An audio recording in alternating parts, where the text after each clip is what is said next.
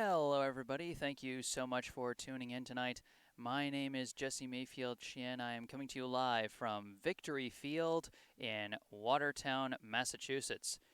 Here to bring you some Lou Tompkins All-Star League 17 and under baseball, as we've got the home team Watertown visiting Brookline.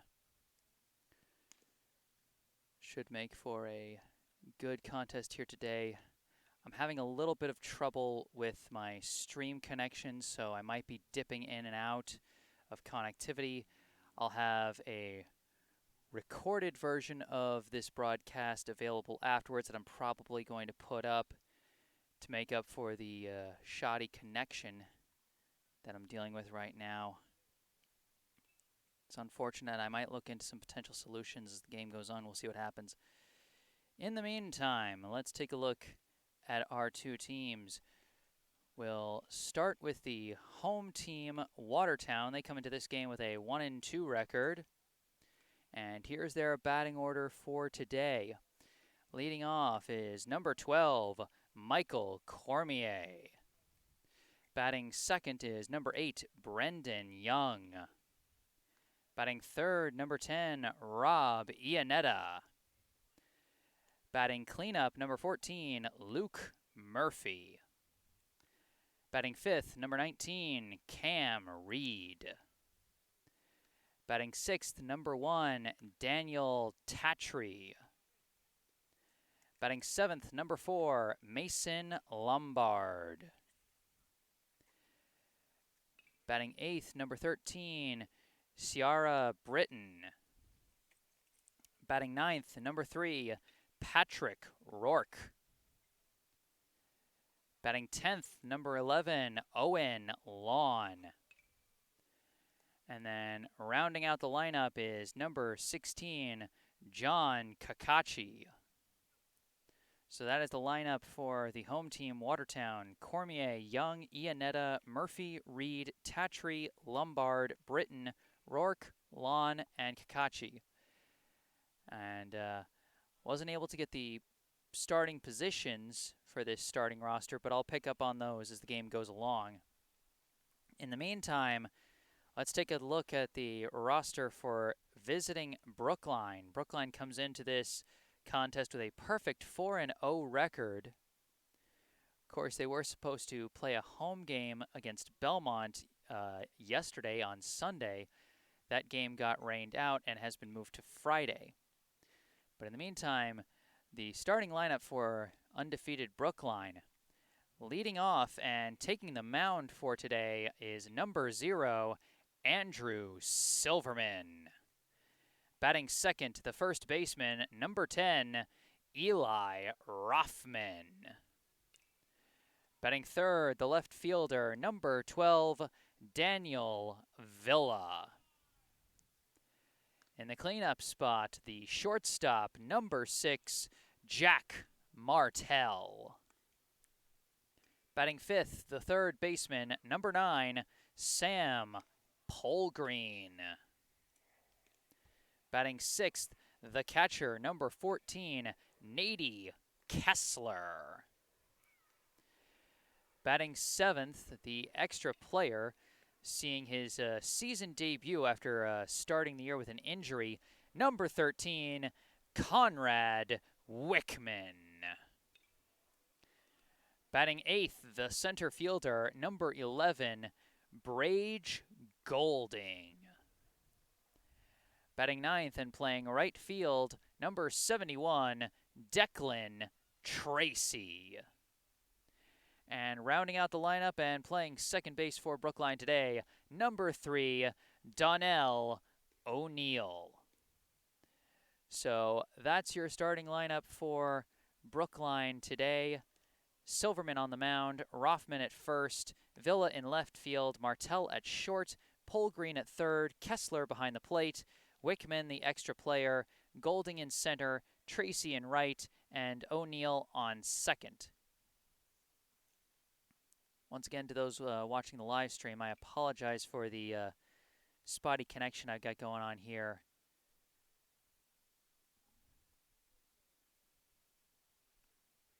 But again, I'll have a recording of this broadcast that I'll put up afterwards so that you won't have to miss anything afterwards.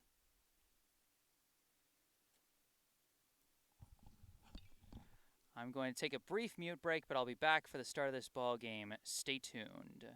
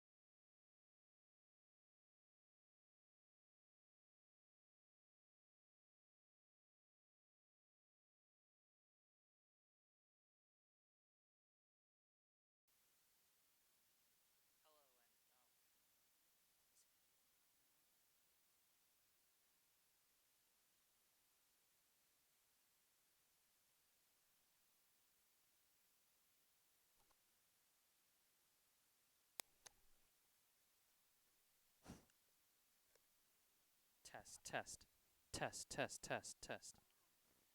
Okay. Seems like I was able to fix that.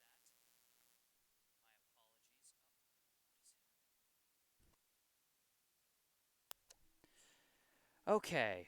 I'm not sure what is going on.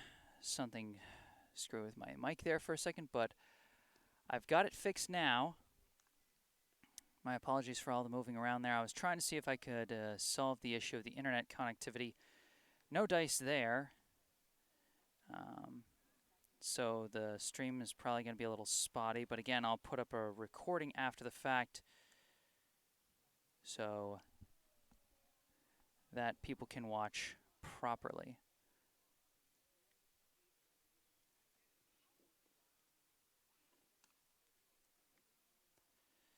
In the meantime, we're about ready to get this contest underway. This Lou Tompkins All-Star League 17 and under A Division contest between hosting Watertown and visiting Brookline.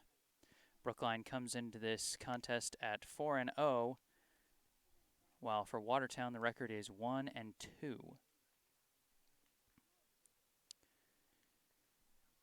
Brookline will be batting here in the top of the first. They'll be facing off against the Watertown pitcher, number 8, Brendan Young.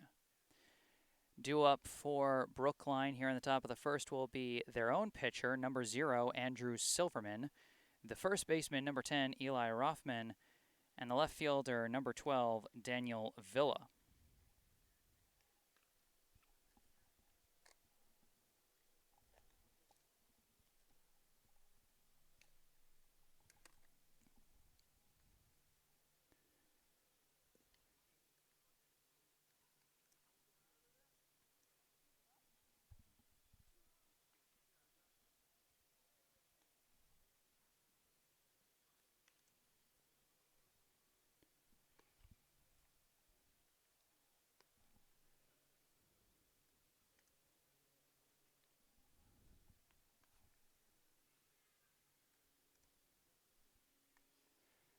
Watertown just finishing up their warm-ups.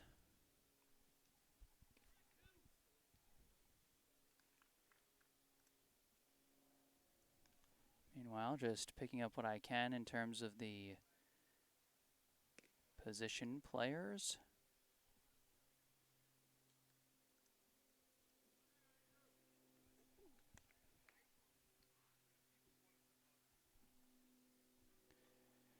But for now, Young takes to the mound as coming to the plate for Brookline, the pitcher, number 0, Andrew Silverman.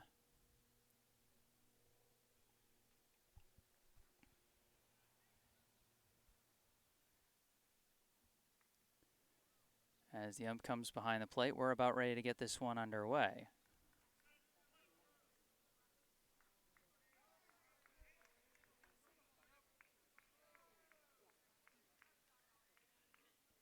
First pitch from Brendan Young. In there for strike 1 to Silverman. 0-1 the count to the leadoff hitter here in the top of the first inning.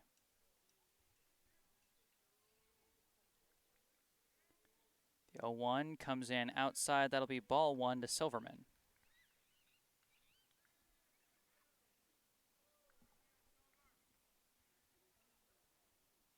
Young winds and delivers. That one comes in high and a bit inside. That'll be ball 2. 2-1 the count to the leadoff man, Silverman. Here comes the 2-1 pitch. That one dips in low for ball 3.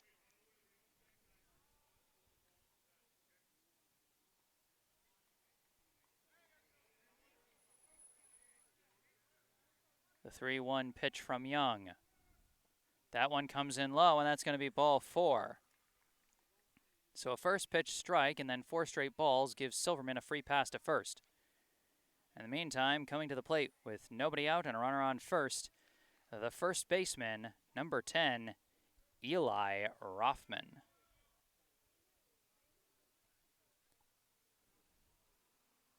First pitch. Catches the high corner for strike 1.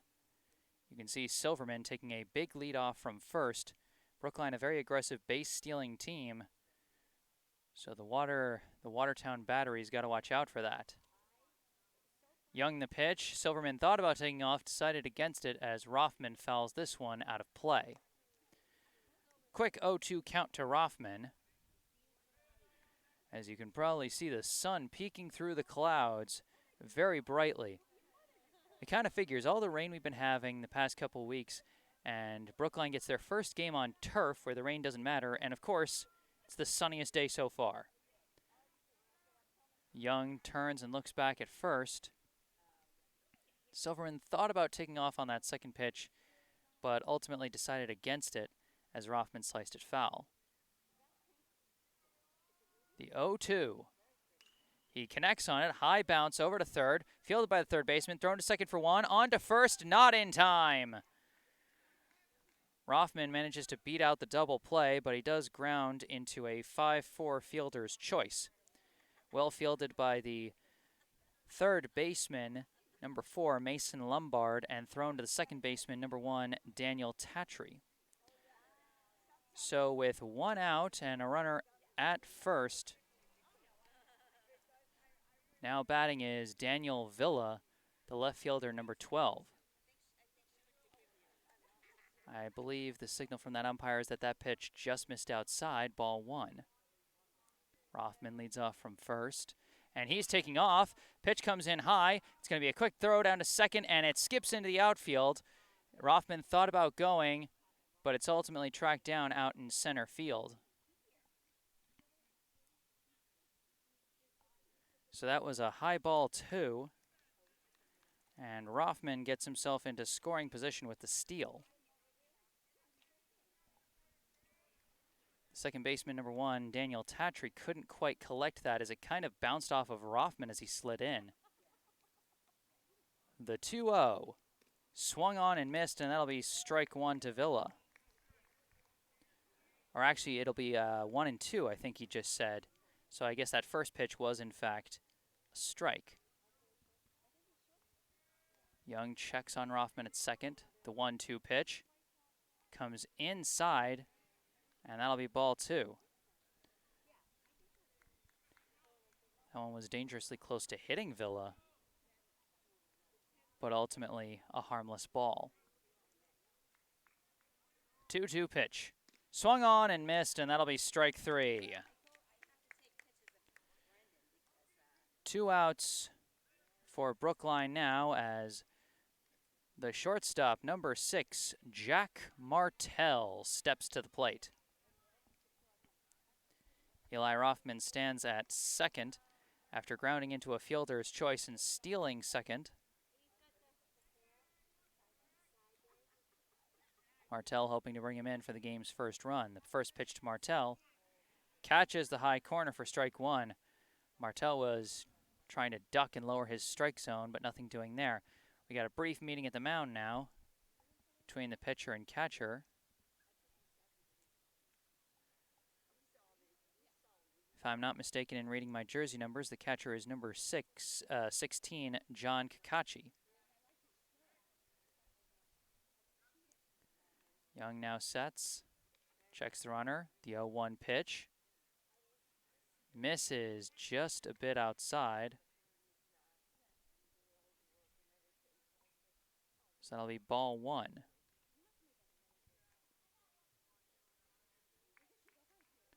1-1 the count. The pitch to Martell swung on and missed, and that'll be strike 2. Only one hitter so far for Brookline today has even made contact with the ball, and that's Eli Rothman. A foul ball and a grounder into a fielder's choice. No one else has gotten the bat on the ball at all. Until now, as Martell slaps it right at the shortstop. Nice catch there by number 10, Rob Iannetta. So the line out ends the top of the first. Brookline with no score, one man left on base. And now they will take to the field. Due up for Watertown in the bottom of the first will be the center fielder, Michael Cormier, the pitcher, Brendan Young, and the shortstop, Rob Iannetta.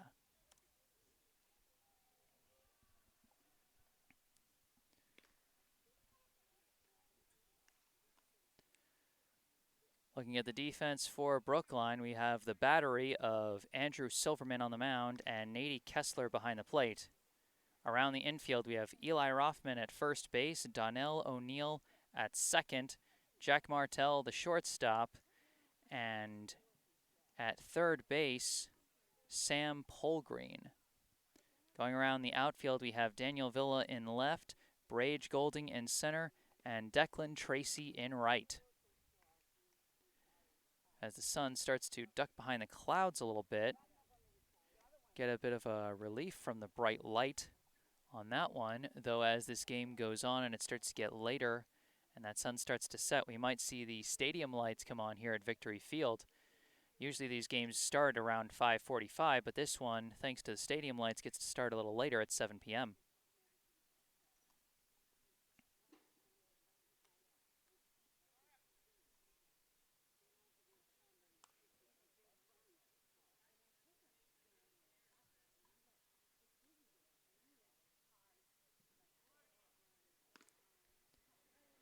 Throw down to second from Kessler, and that'll end the warm-ups.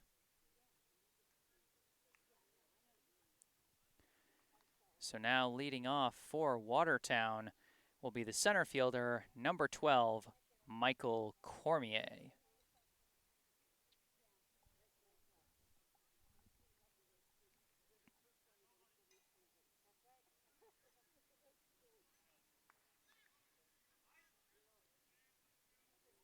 Scoreless here in the bottom of the first. Watertown trying to get on the board first. First pitch from Silverman. He hits a grounder right back to Silverman. He trots over to first, underhands it to Rothman, and that's an easy first out. One pitch, one out. Silverman's got to like that. And so now coming up with nobody out, with one out and nobody on, the pitcher, number 8, Brendan Young. Pitch from Silverman comes in high for ball 1. Silverman and Young faced off in the reverse scenario in the top of the first, Silverman drawing a 5-pitch walk. This pitch comes inside for ball 2. 2-0, the count to Young. This one comes in low for ball 3.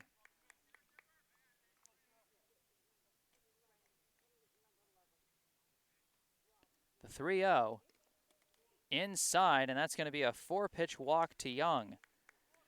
So both pitchers in the first inning draw a walk off each other. And so now Young will stand at first with one out in the inning, as coming up, the shortstop, number 10, Rob Iannetta.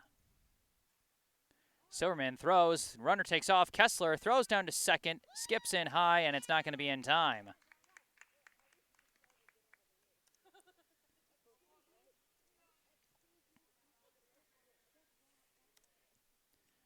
So it'll be an 0-1 count after that pitch got in there for a strike.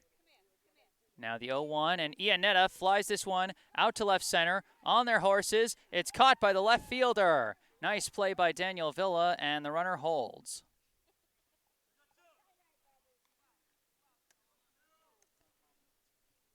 Potentially dangerous hit there by the first lefty batter that we saw from either team so far this game, and that was Iannetta. But it ends up being a flyout. And now we've got a second straight lefty. This is number 14, Luke Murphy. That pitch comes in just a bit outside for ball 1. 2 outs, Brendan Young stands at second.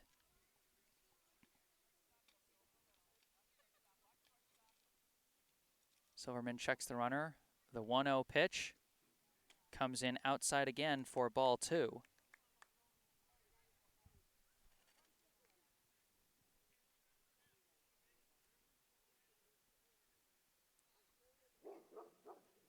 And now a turnaround and a throw back to second. Did they get him?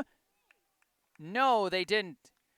The Brookline fielders thought they had him on the pickoff, but the ump says no.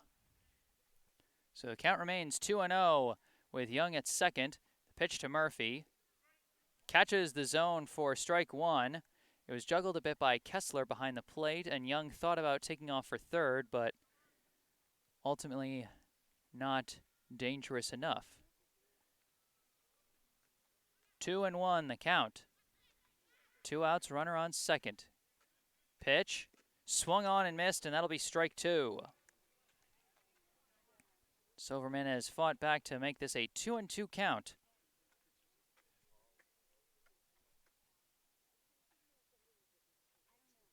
Young leads off from second. Pitch from Silverman is fouled to the backstop, and Murphy stays alive.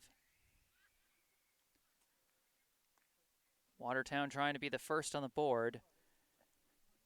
They're in a similar situation to what Brookline had in the top of the first. Runner at second and 2 outs. Brookline couldn't capitalize. Let's see what Murphy does. This one skips in and away from the catcher, and Young is going to get a free pass to third. So the wild pitch not only makes it a full count, but puts the game's first run 90 feet away, potentially. Full count to Murphy. Silverman, the payoff pitch.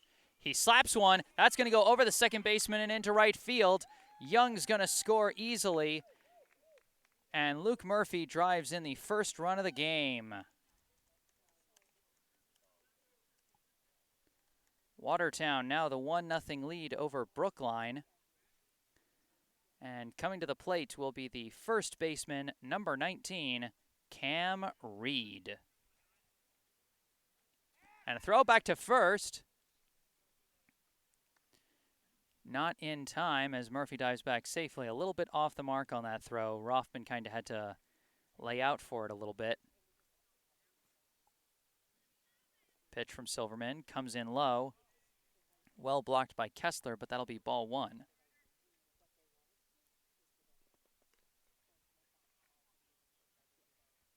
Murphy leads off from first. 2 outs here in the bottom of the first. And a throw back to first again. And again, nothing doing.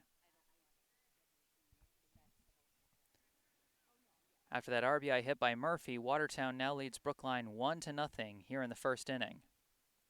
Now the pitch comes in inside for ball 2. 2-0 the count to Cam Reed.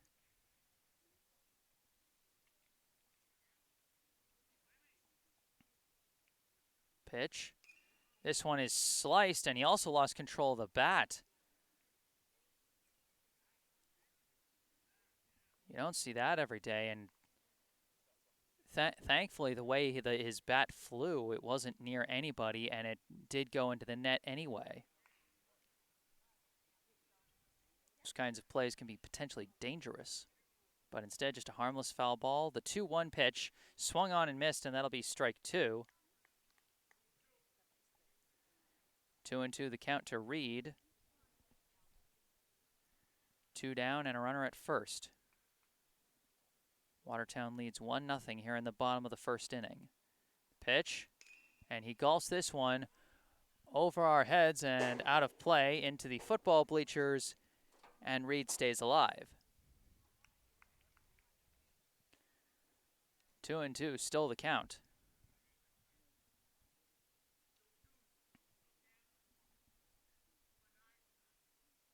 Silverman the pitch, swung on and missed, and that'll end the inning. Reed goes down swinging, but not before Watertown able to do some damage in the bottom of the first. Luke Murphy with the very first base hit of the day for either team as his single to right field drove in Brendan Young, who managed to get all the way to third base courtesy of a 4-pitch walk, a stolen base, and a wild pitch. Watertown 1, Brookline 0. I am Jesse Mayfield-Sheehan,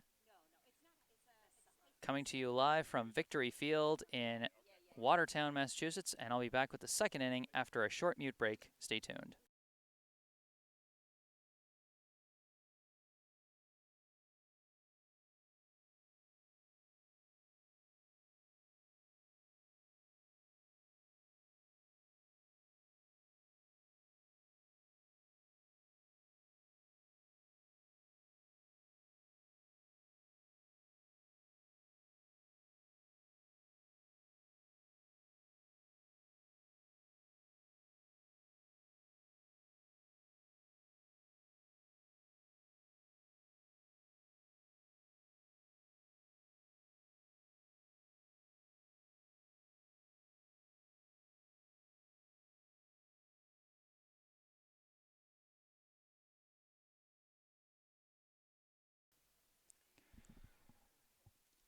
Hello and welcome back to Victory Field in Watertown, Massachusetts. My name is Jesse Mayfield-Sheehan, here to bring you the top of the second inning of this Lou Tompkins All-Star League 17 and under A-Division baseball matchup between Brookline and Watertown.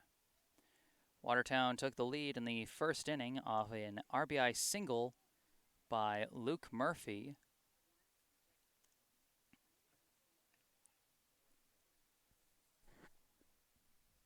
Who is playing first base this inning. I thought it was Cam Reed playing it in the first inning, but now we are in the second inning, and either we have a different first baseman or I just misspoke back in the first. Due up for Brookline first, here in the top of the second, will be the third baseman, number 9, Sam Polgreen. Brendan Young back on the mound for Watertown, and here's his first pitch of the inning. And it's sliced foul into the air. It looks like it's going to go over the netting, and it will. It's out of play.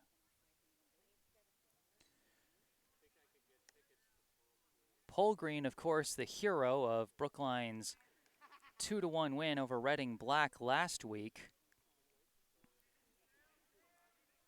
Brookline was down to its final out in that game when Polgreen hit a 2-run single that proved to be the game-winning hit.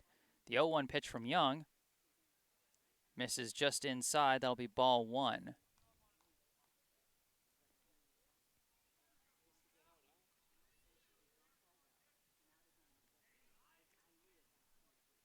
The 1-1 pitch. He's going to say that one just missed as well, and that's going to be ball 2.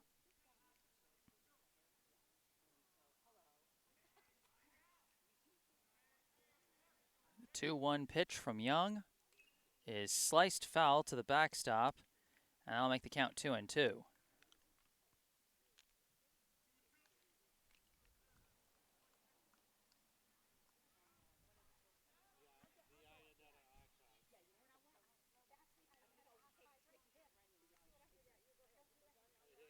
The 2-2 pitch from Young gets a piece of it and sends it to the backstop again, and Polgreen stays alive.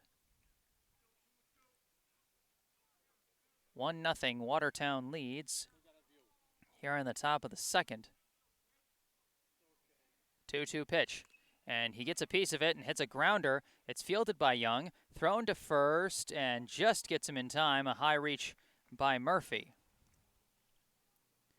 So the 1-3 ground out produces the first out of the second inning. And now coming to the plate will be the catcher, number 14, Nady Kessler.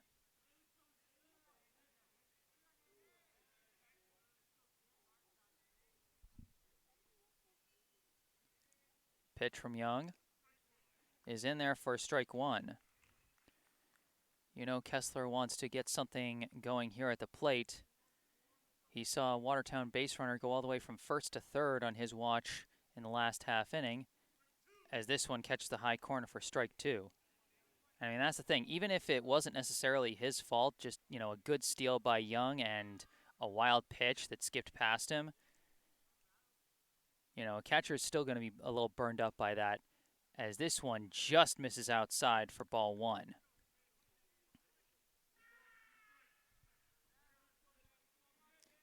One and two. One out, nobody on here in the top of the second. The pitch from Young misses just low. Kessler with nerves of steel watching these close pitches with 2 strikes against him. He's now worked it to a 2-2 count. Young the pitch. This one skips in the dirt. That one was an easier watch than the others. Though you can see Kessler still watching those pitches like a hawk, thinking about swinging at every single one. Count is now full.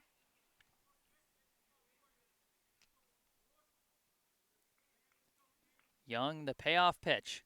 And he slaps this one right to the shortstop, but it's juggled. Throw to first is going to go over his head. And that's going to be a secure reach-on error for Nady Kessler. The E6 credited to Rob Iannetta, who made the really nice catch on a liner by Jack Martell to end the first inning. And now seeing his first at-bat of the season will be the extra player, number 13, Conrad Wickman. First pitch to Wickman, misses outside for ball 1.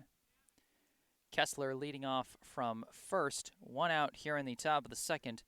Brookline trails Watertown 1-0.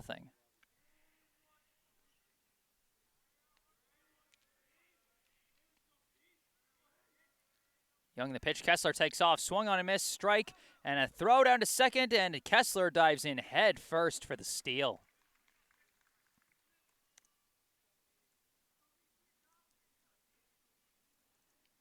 Kessler needed every ounce of effort to reach successfully there. Our count is 1-1 to Wickman.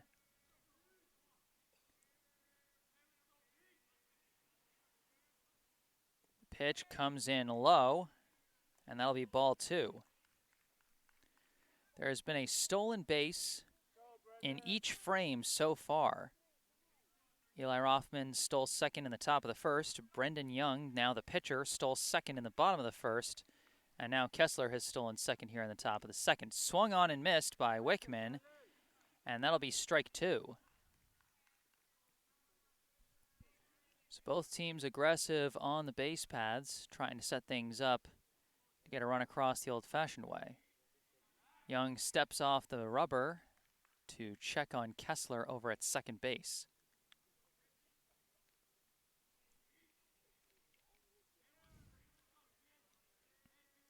Young sets, checks the runner, and delivers. And he golfs this one. This is going to be a pop-up staying in the infield. Second baseman's got it, and that'll be out number 2. A can of corn for number 17, the second baseman, this inning, taking over for Daniel Tatry. Not quite sure of his name. He wasn't on the roster I was initially given. But now for Brookline, stepping to the plate with a runner on second and 2 outs is the center fielder, number 11, Brage Golding. He shows bunt, but he whiffs on it, and that'll be strike 1. Those who followed this Brookline 17 and under team last season will remember the bunting prowess of Brage Golding. He had a number of bunt singles and some solid sacrifices at a number of spots throughout the season, but on that one he whiffed. Not a pitch from Young as he steps off the rubber. Kessler steps back to second easily, just trying to keep him honest there. 0-1 the count to Golding. The pitch. They're going to say that one was high, and that's going to be ball 1.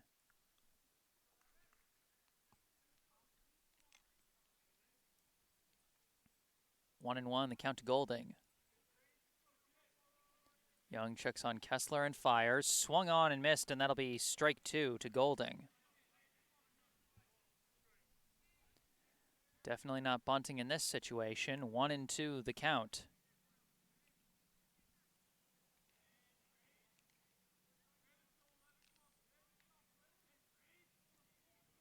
Young delivers inside. That'll be ball 2.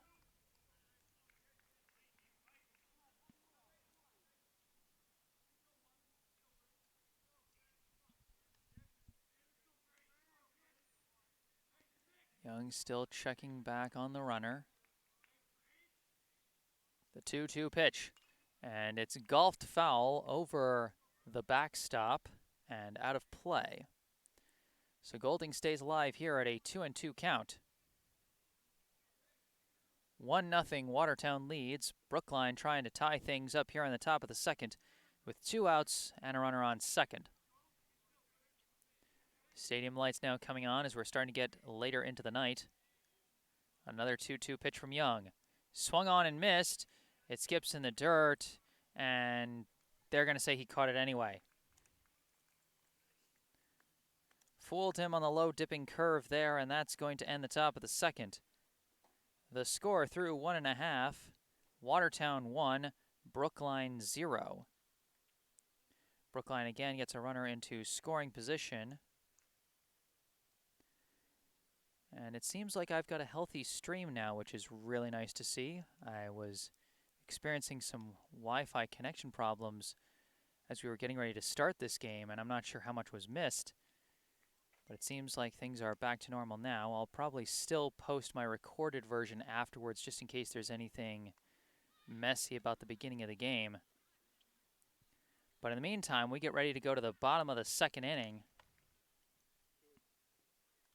Watertown will be hoping to build on their lead as they're currently nursing a 1-0 advantage.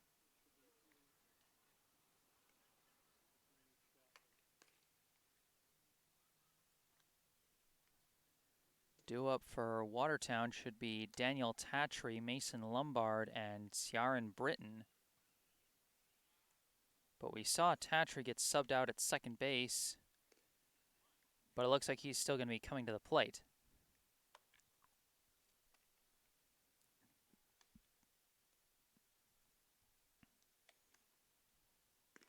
We see Kessler now back behind the plate for Brookline after he got stranded at second in the top of the second inning.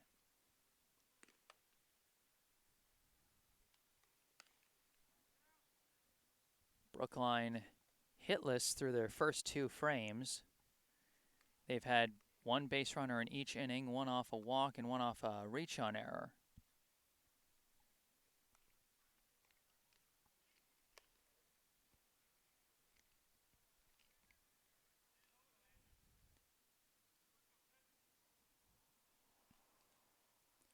So leading off for Watertown will be number 1, Daniel Tatry. Andrew Silverman, the pitcher for Brookline, he delivers. First pitch is outside for ball 1. Now the 1-0. Swung on and missed, and that'll be strike 1.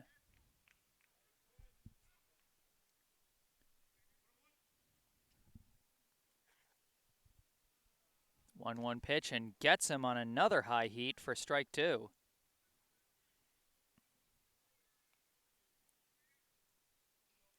One and two the count. The pitch comes with the high heat again, but this time no swing from Tatry. That'll be ball 2.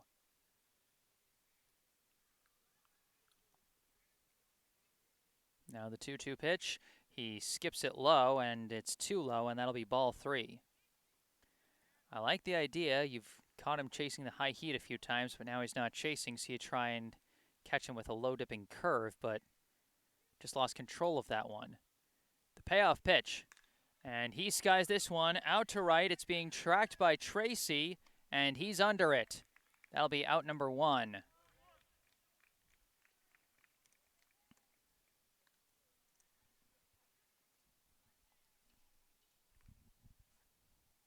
So now with 1 out and nobody on, coming up to the plate is the third baseman, number 4, Mason Lombard. First pitch from Silverman misses low and away for ball 1. The 1-0 comes in high and inside this time for ball 2. Sun starting to peek through the clouds once again, despite the fact stadium lights have come on. The 1-1 pitch is sliced over the backstop. That'll be strike 1. 2-1, the count to Lombard.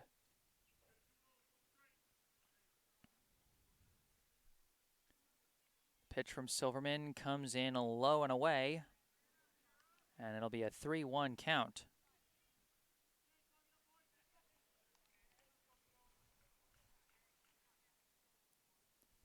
Now the 3-1 misses high and outside, and that's going to be ball 4. Second walk of the day dealt by Andrew Silverman, and Lombard gets a free pass down to first. Now coming up, the left fielder, number 13, Ciaran Britton. First pitch is sliced off one of the poles in the backstop. That's a clang you're not going to hear too often. That'll be strike 1.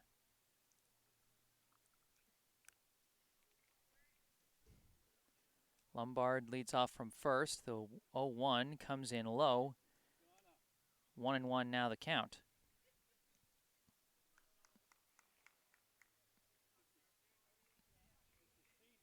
And a throw back to first, but Lombard gets back easily. 1-1 still the count to Britton. Pitch comes in high, and that'll be ball 2. 2-1 now the count to Lombard, to Britton rather, as Lombard stands at first. Pitch catches the zone that time, and that'll be strike 2.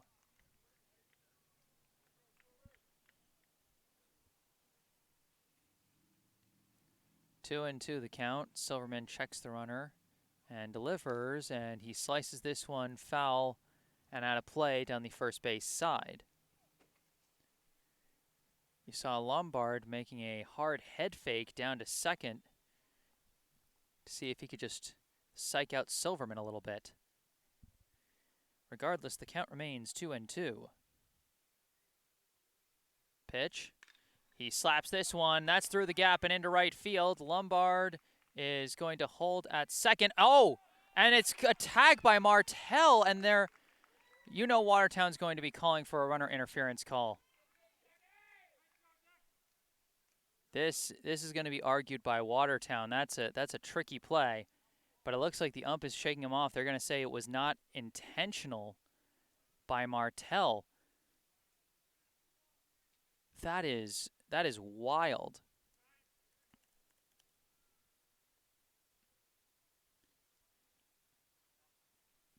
So the Watertown manager coming out to talk to the official. And I can understand why. That's a frustrating thing to have happen. I don't know exactly what the rules are, what the exact letter of the law is for runner interference, but I got to imagine some kind of judgment takes place there.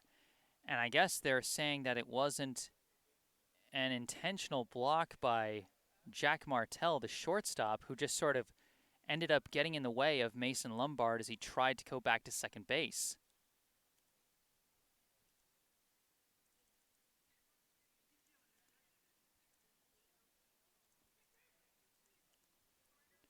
So after that weird play, this first pitch is swung on and missed for strike 1 to the right fielder, number 3, Patrick Rourke. 0-1 the count to Rourke. This one comes in low for ball 1.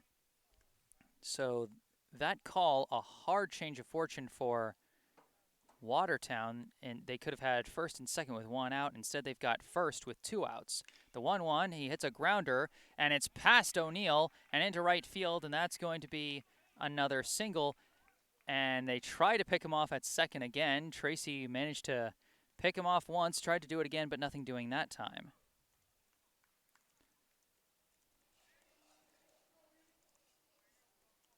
So another single through the right gap puts runners at first and second with 2 outs. And the first pitch catches the corner for strike 1 against number 11, Owen Lawn. Pitch in there for strike 2. Britton leads off from second, Rourke off of first. 0-2 the count to Lawn. And that one comes in inside for ball 1.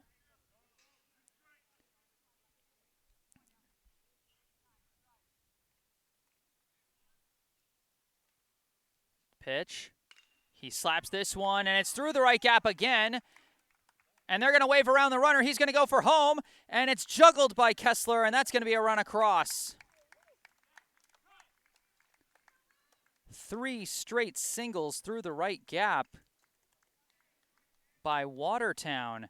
And Owen Lawn gets the RBI single to bring in Ciaran Britton as Watertown now takes a 2-0 lead over Brookline. This pitch comes in high but is collected by Kessler. That'll be a harmless ball 1 to the catcher, number 16, John Kakachi. pitch comes in low this time. That'll be ball 2.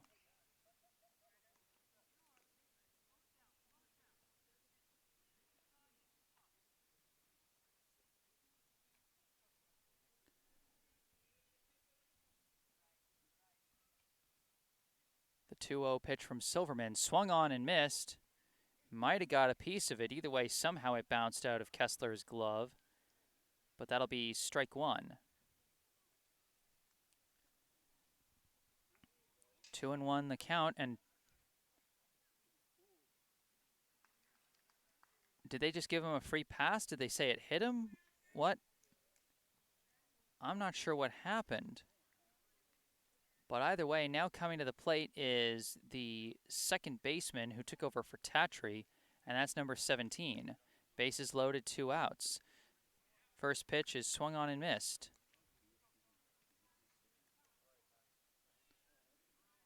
Oh and 1 the count. Pitch. He hits a chopper. It's fielded by Rothman. He's going to take it unassisted for the 3rd out. And that's going to end the inning. Watertown puts a bit of a rally together, and they managed to get their 2nd run on the board. Through 2 innings, Watertown leads Brookline 2-0. Owen Lawn got the RBI hit, and the controversial non-interference call certainly going to be weighing on Watertown's minds. They could potentially be leading 3-0 or even more without that call. I am Jesse Mayfield-Sheehan, bringing you live coverage of this Lou Tompkins All-Star League 17 and under baseball game here at Victory Field in Watertown, Massachusetts. I'll be back with the 3rd inning of play after a short mute break. Stay tuned.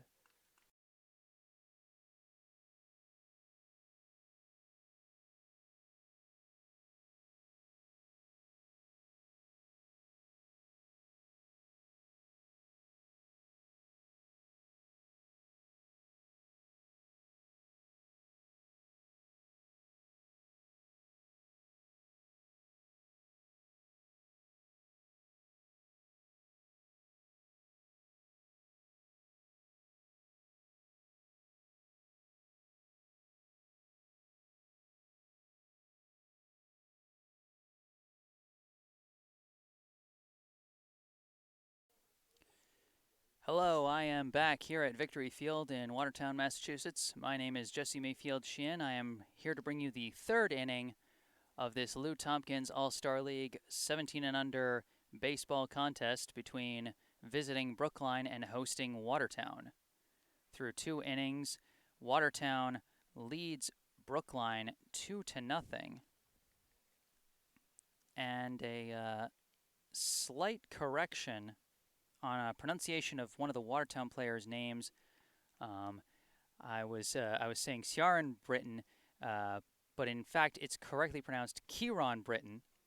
And good to get his name right as he scored run number 2 for Watertown in the bottom of the 2nd off an RBI single by Owen Lawn.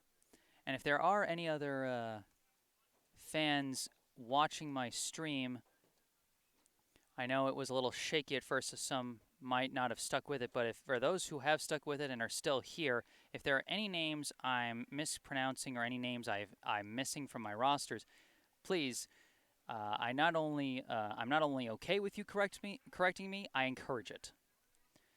So for now, Brookline stepping to the plate, the first batter, the right fielder, number 71, Declan Tracy. First pitch from Brendan Young is outside for ball 1.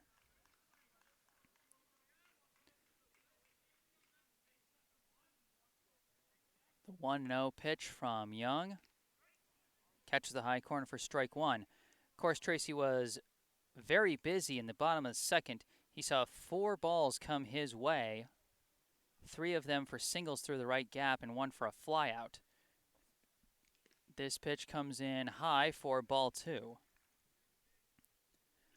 Of course, Tracy also got the throw that managed to pick off Mason Lombard at second base, as this pitch catches the low corner for strike 2. The Watertown manager, of course, wanted a runner interference call against Brookline's Jack Martell on that play, but didn't get it. The 2-2 pitch to Tracy comes in high for ball 3. Count now full to Declan Tracy.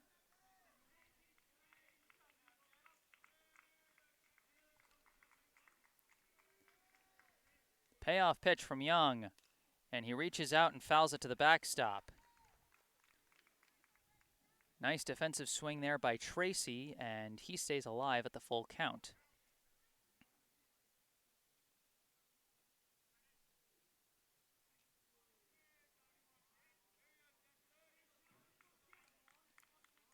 Payoff pitch again, and did he get a piece of it? They say he got a piece of it. Back-to-back fouled off pitches by Declan Tracy to stay alive. Here is the leadoff batter in the top of the 3rd inning.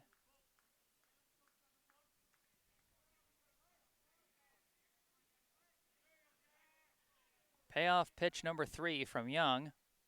And he gets contact. This one's into the field of play, but it's being tracked by Cormier. Can of corn out in center field. That'll be the first out.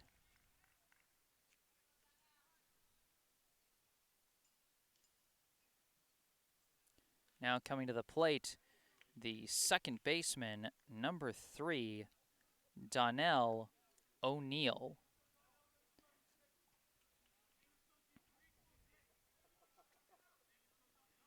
First pitch, in there for strike 1.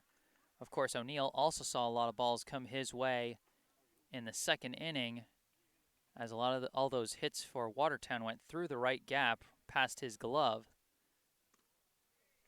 The next pitch high for ball 1. And I mean, it's not like he committed any errors on any of them. They were just really well-placed hits. 1-1 the count. Pitch. Misses.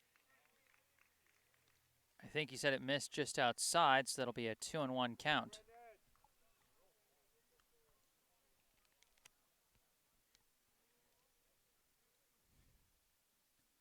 Pitch. That one comes in low. Away from the catcher, but harmless ultimately, and that'll be a 3-1 count.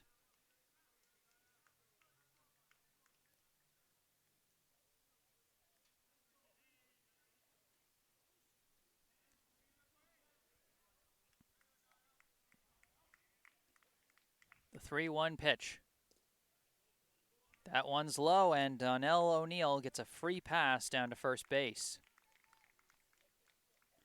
We cycle back around to the top of Brookline's order with 1 out and a runner on first base. Now batting the pitcher, number 0, Andrew Silverman. Silverman drew a 5-pitch walk his first time up, but then got thrown out on a fielder's choice. O'Neill takes off on the first pitch. It's high for ball 1. O'Neill slides in safely as the throw sails into center field. Well backed up by Cormier to avoid potential disaster.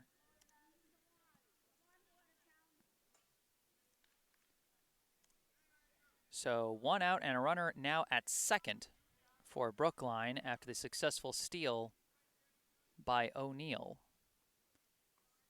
The 1-0 pitch. That one skips in for ball 2. Good coverage behind the plate there by Kakachi.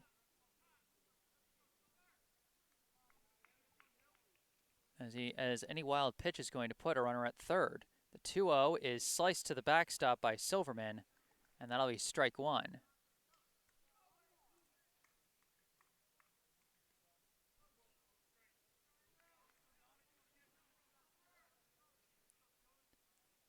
Brookline trying to get on the scoreboard and start a comeback against Watertown. They trail 2-0. The 2-1 pitch to Silverman. He checked his swing and it dipped in low. That'll be ball 3.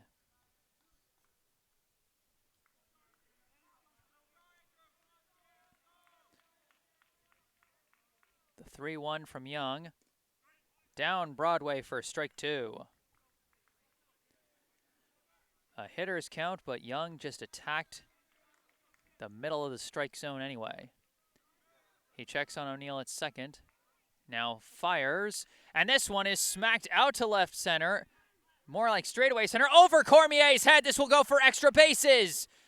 Silverman down to second. Is he going to go for 3? Yes, he is. O'Neill across the plate. Silverman dives for third, and he's safe. Big triple to deep center for Andrew Silverman. Donnell O'Neill comes across with Brookline's first run of the game, and they now trail Watertown 2-1. 1 out, and now a runner just 90 feet from scoring the tying run. Eli Rothman at the plate, and the first pitch is swung on and missed.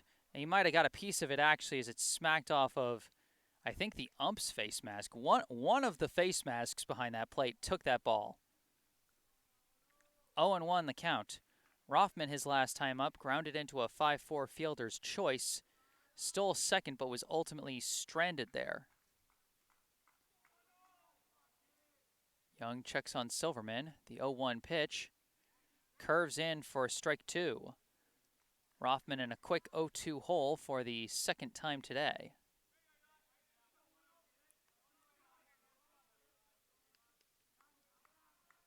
The 0-2 pitch. That one comes in low and away. Well covered by Kakachi to prevent the wild pitch.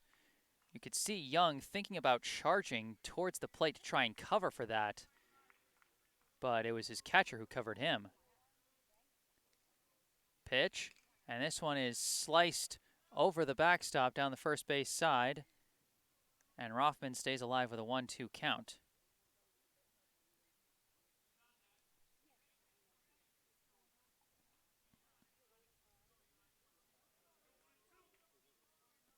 One and two, still the count to Rothman. Young the pitch. That one comes in high for ball 2.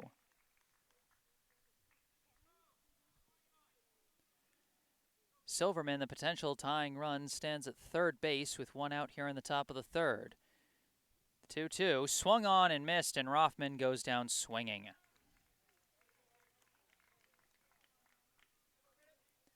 So now 2 outs, and a hopeful runner still standing at third. Coming to the plate, the left fielder, number 12, Daniel Villa. Pitch. That one comes in high for ball 1. Watertown leads Brookline 2-1. Andrew Silverman at third after an RBI triple. The pitch, and it's sliced over the backstop for strike 1.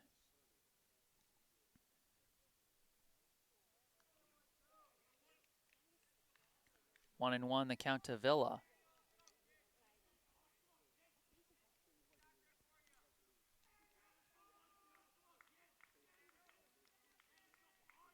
One pitch, and it's sliced again, this time fouled along the first base side, and that'll be strike 2. 1-2, the count to Villa. His last time up, he struck out swinging.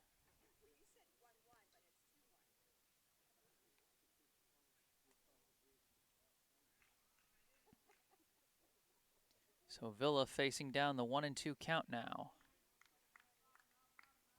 Trying to keep the inning alive and maybe bring in the tying run from third base. 2 outs here in the top of the third. Young sets.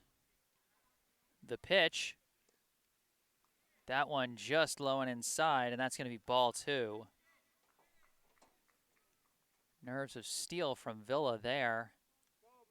Watching that one with a 2-strike count. 2-2. Pitch. And he slices this one high.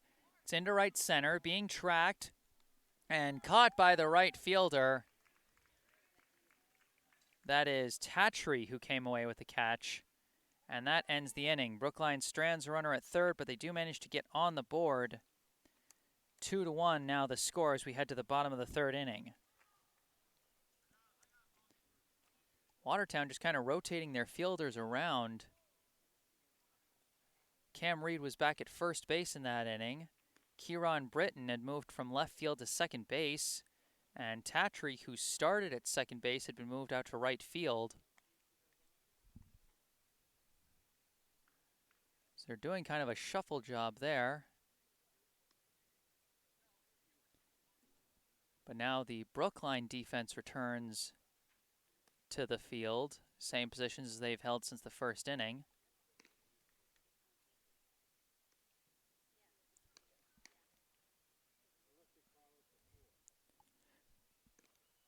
And they'll be facing, if I'm not mistaken, the top of the Watertown lineup. Cormier, Young, and Iannetta.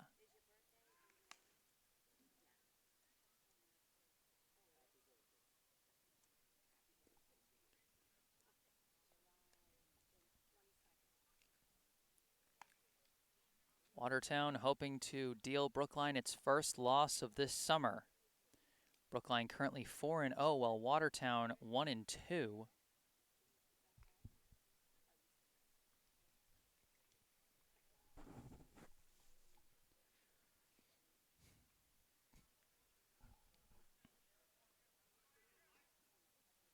And now stepping back to the plate is number 12, the center fielder, Michael Cormier. Pitch is sliced over the backstop down the first base side. That'll be strike one. Cormier, his last time up, sent the first pitch he saw right back to Silverman for a 1-3 groundout. Now the 0-1 pitch comes in high for ball one.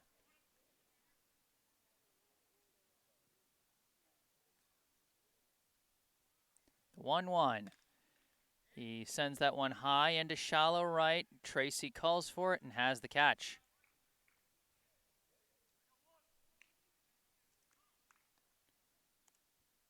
So one out here in the bottom of the third.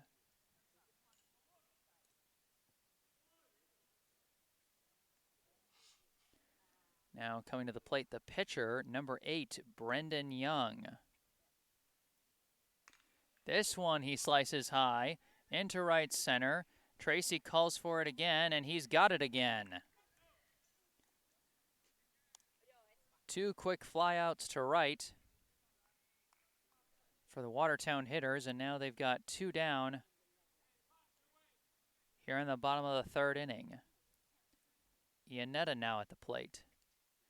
And he takes the first pitch high for ball one. It went over Kessler's glove, but no runners on, so no harm done there. Iannetta, his last time up, he flew out to left as he takes this one to the inside corner for strike one. Of course, Young, his first time up, he drew a 4-pitch walk and later came in to score. As this one's a hard grounder up the middle, and that's going to be a single for Iannetta.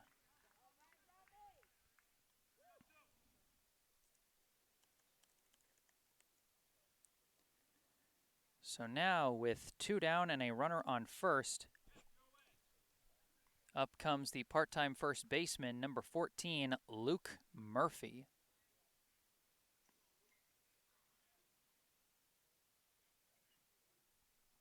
Silverman throws back to first, and it gets away from Rothman, and the runner is going to take off. Iannetta gets a free pass to second.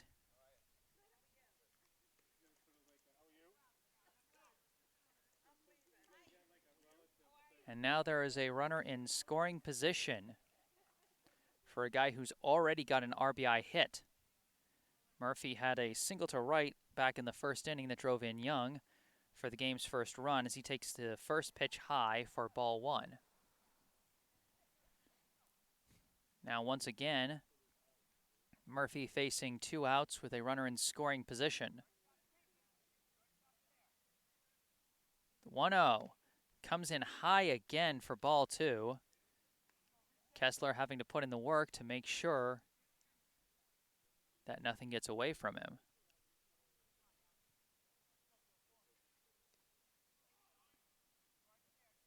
Silverman checks the runner and decides to throw back to second. Kind of a lazy pop throw there, just to keep the runner honest. Count still 2-0 to Murphy. This one swung on and missed, and that'll be strike one. We appear to have some action in the Watertown bullpen. It looks like number 12, Michael Cormier, is warming up to potentially come in for Young at some point. The 2-1 pitch swung on and missed, and that'll be strike 2.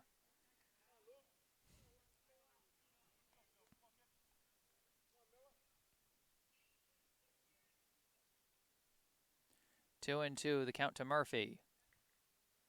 Pitch, and he golfs this one. It's going to be foul. Is it going to stay in play? Polgreen's tracking it, and he's got it. The foul pop-up ends the third inning. The score after 3, Watertown 2, Brookline 1. I am Jesse Mayfield-Sheehan, coming to you live from Victory Field in Watertown, Massachusetts, and I'll be back with the 4th inning of play after a short mute break. Stay tuned.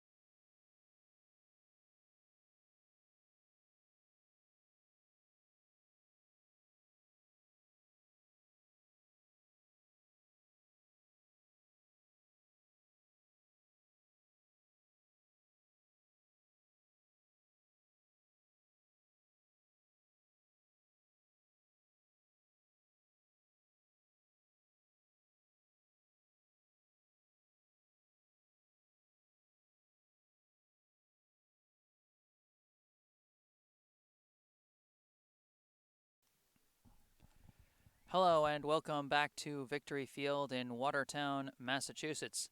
My name is Jesse Mayfield-Sheehan, here to bring you the 4th inning of this Lou Tompkins All-Star League 17 and under A-Division baseball contest between hosting Watertown and visiting Brookline. The home team holds a 2-1 lead as we get ready to start the top of the 4th. And we've got a new pitcher for Watertown. This is number 12, Michael Cormier.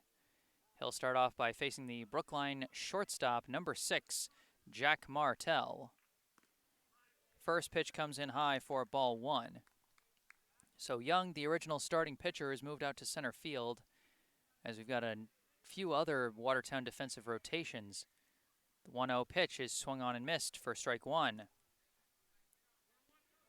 So Luke Murphy has switched back into first base, following the usual platoon routine with Cam Reed. 1-1 pitch, and he catches him chasing a low curve for strike 2. Over at third base, we now have James Tatry, and we now have number 17 out in right field. Iannetta is still the shortstop, and Kieron Britton is still at second. The 1-2 pitch, that one comes in high and inside for ball 2. Out in left field is number 11, Owen Lawn.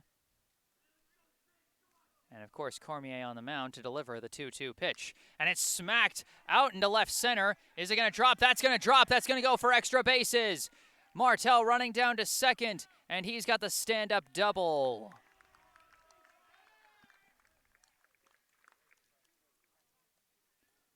So Martell starts the inning off with a bang. Second straight inning with an extra base hit for Brookline, as Andrew Silverman had the RBI triple to deep center back in the third. Now batting, the third baseman, number 9, Sam Polgreen. First pitch, and he skies this one. That's going to be a fly out to center. The runner is going to tag, and Martell decides against taking off for third. So a 1-pitch fly out for Polgreen. And now coming to the plate is the catcher, number 14, Nady Kessler.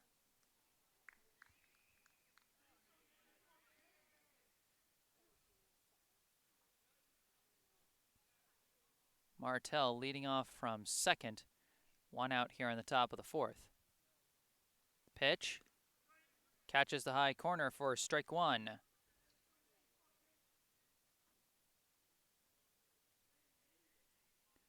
0-1, the count to Kessler.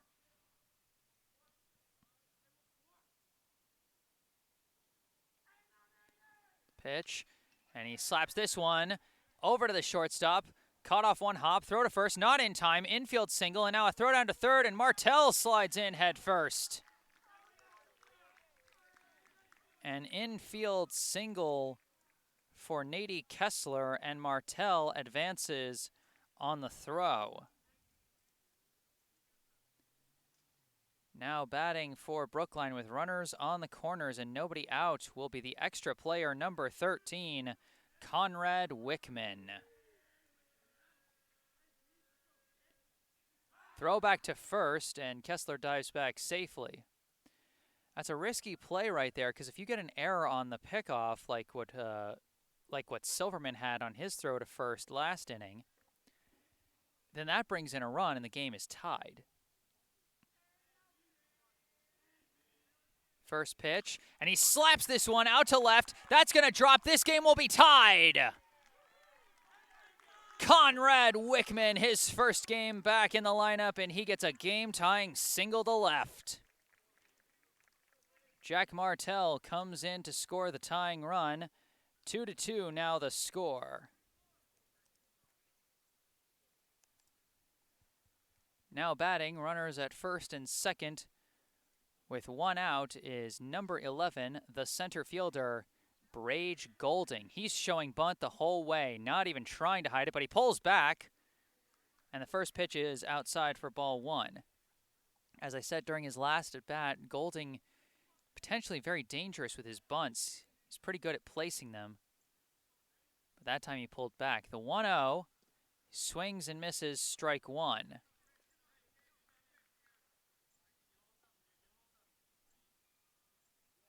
Nady Kessler leads off second, Conrad Wickman off first. Score is tied at 2 apiece. Pitch, and this one's fouled to the backstop, and that'll be strike 2 to Golding.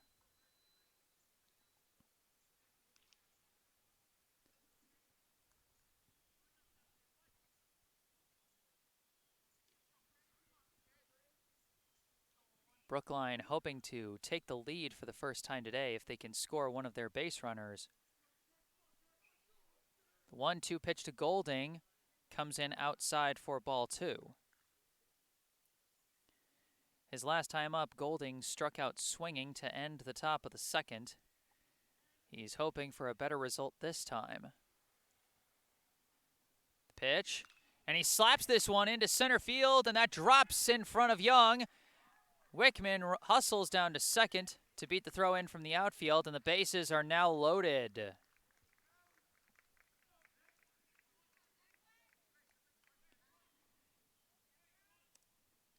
Now coming to the plate with the bases loaded and 1 out, the right fielder, number 71, Declan Tracy. Cormier the pitch. That one misses outside for ball 1. Kessler at third, Wickman at second, Golding at first. Brookline trying to take the lead here. They're all squared with Watertown at 2 apiece. Pitch comes in high for ball 2.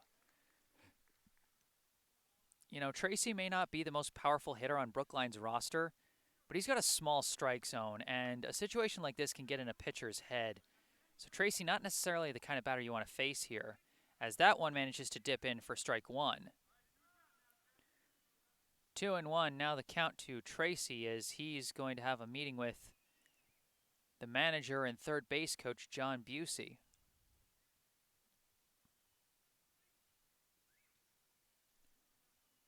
It's a 1-strike count, so if Busey just signaled for a squeeze play, I mean, he could still potentially pull that off.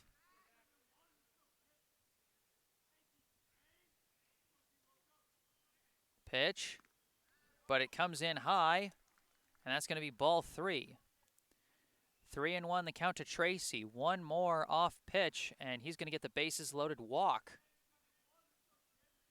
The 3-1 from Cormier, and that comes in low, and that's going to be the bases loaded walk. Nady Kessler comes in to score the go-ahead run.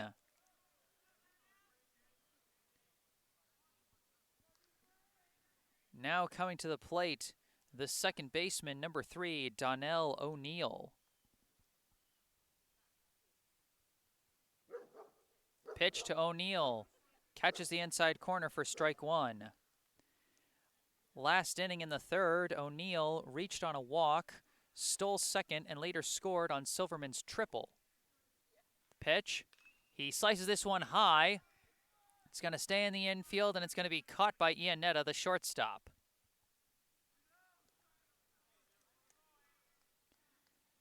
We cycle back around to the top of the order.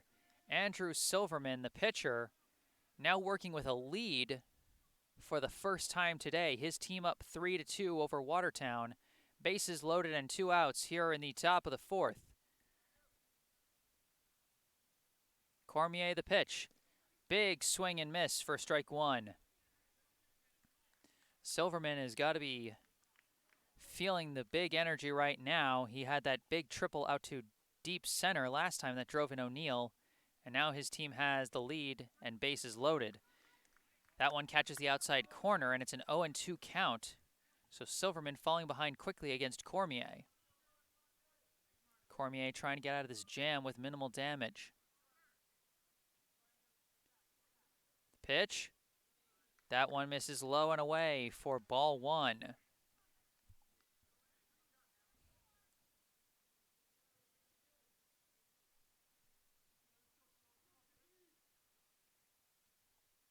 Pitch. Just misses inside. That's going to be ball 2. Again, these Brookline hitters seem like they have nerves of steel sometimes to look at these close pitches on 2-strike counts. The 2-2.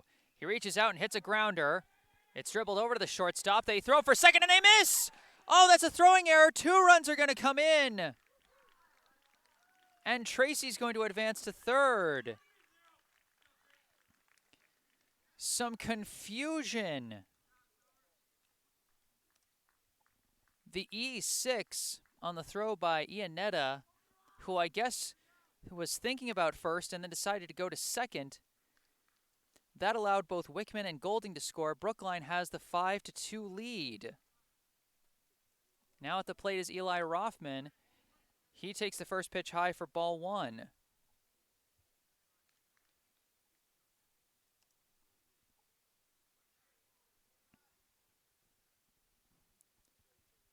One to know the count. Silverman takes off. It's a hit and run, and that's through the left gap. That's going to bring in a run.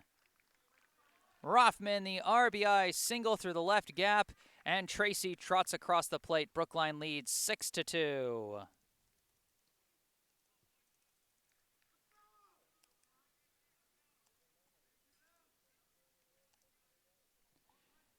Now batting is the guy who was the last batter of the third inning. That's Daniel Villa, the left fielder.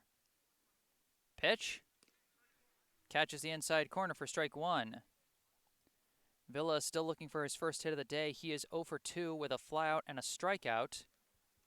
Hoping to follow in Rothman's footsteps after he got his first hit. Pitch.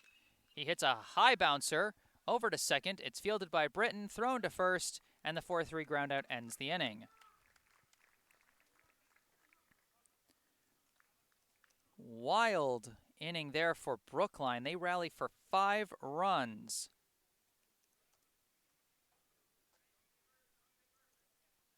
And they now flip the script on Watertown. They go from a 2-1 deficit to a 6-2 lead. Jack Martell got the inning started with a bang, a double to left center field.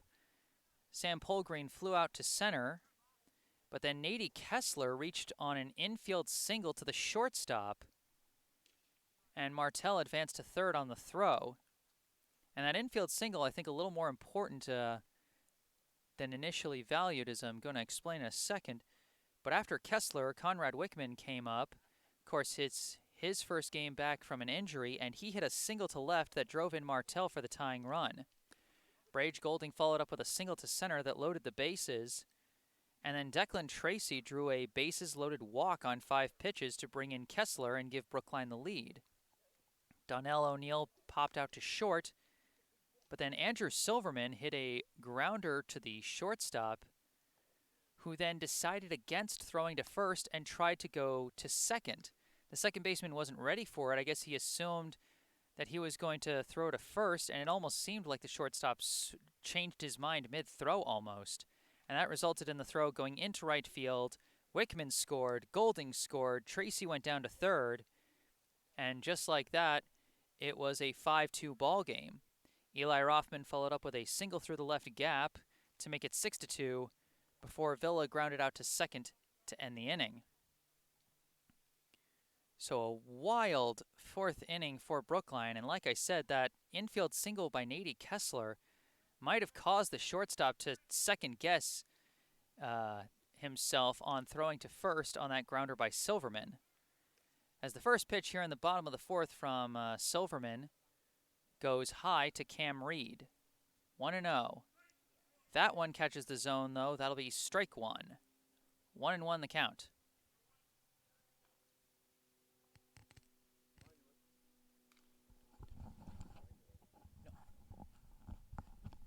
That pitch is fouled off by Reed, and that'll be strike 2.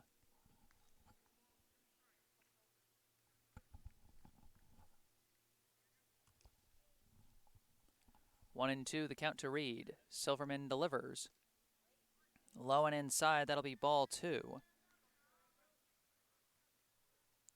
Reed, his last time up, struck out swinging to end the 1st inning. Now the 2-2 pitch comes in high for ball 3.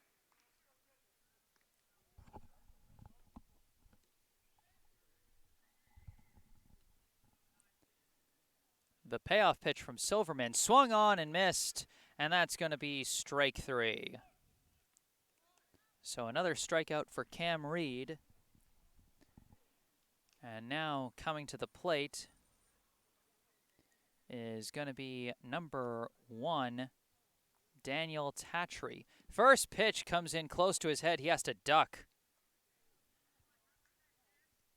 That one was a little dangerous, but some good evasive action by Tatry makes it a harmless ball 1. 1-0 in there for strike 1. Brookline 6, Watertown 2 here in the bottom of the 4th inning. The 1-1 comes in high for ball 2.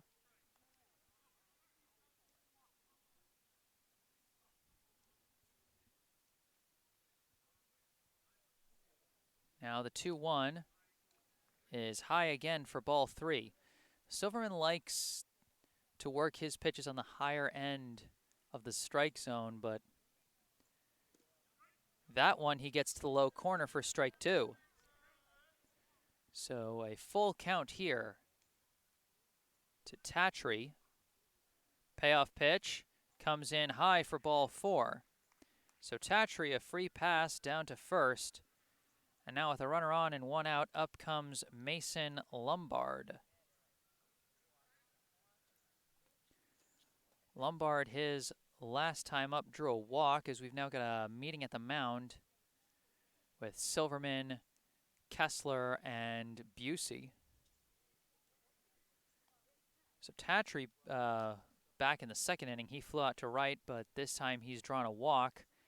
And now Lombard, his last time up, he drew a walk, but then wound up in the middle of that crazy play where he got caught bumping into Jack Martell between, just off of second base after reaching safely on a single by Kieran Britton. And he ultimately got tagged out by Martell.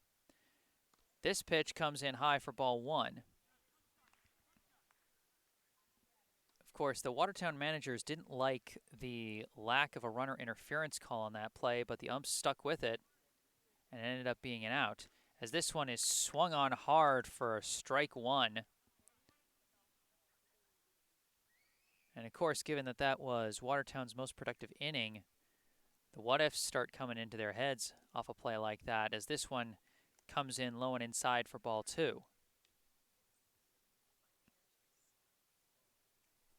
And a throw back to first, but Tatry dives back safely. 2-1, now the count to Lombard. Pitch is just a bit outside for ball three. You could see Kessler trying to do some framing there to help his pitcher, but nothing doing. 3-1, the count to Lombard. Pitch comes in and catches the inside corner for strike two. Lombard thought he had his second walk of the day, but the official had different ideas. Payoff pitch. That one comes in low, and there's the walk. So Lombard walks for the second time today, and Tatry goes down to second. Now batting is number 13, Kieran Britton. Pitch. In there for strike one. Britton, his last time up, hit a single through the right gap. That was the weird play where Lombard got tagged out, but Britton himself later came around to score on an RBI single by Owen Lawn. Now the pitch, this one skips in low, and the runner decides to take off. Kessler picks it up, and they got him caught between the bags. It's going to be a pickle. Throw back to second. O'Neill's chasing him. Throw back to third. It's caught, and now it's a foot race, and it's tossed back to second. The tag made by Polgreen.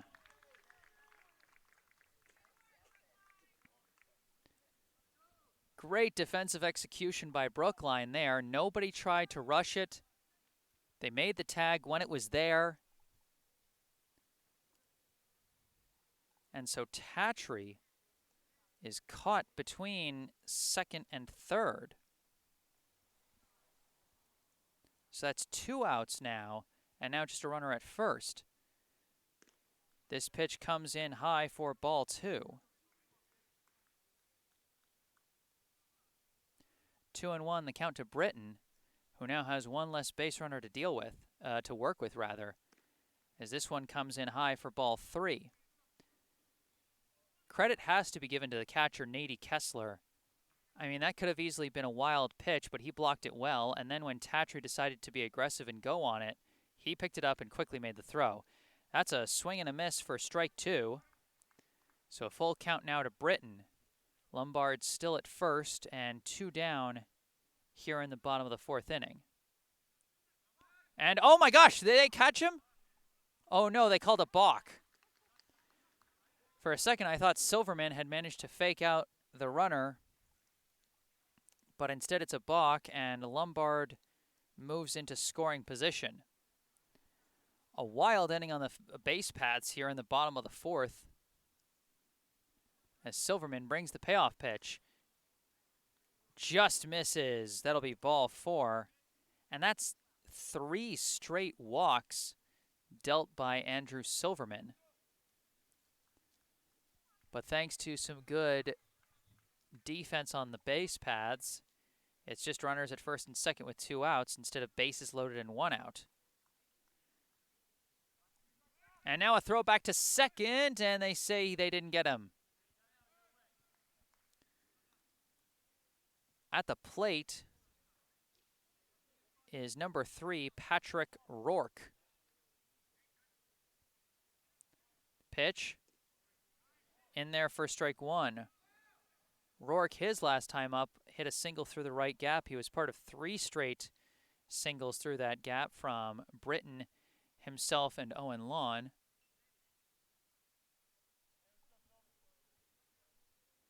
Owen 1 now, the count to Rourke. Britton at first, Lombard at second.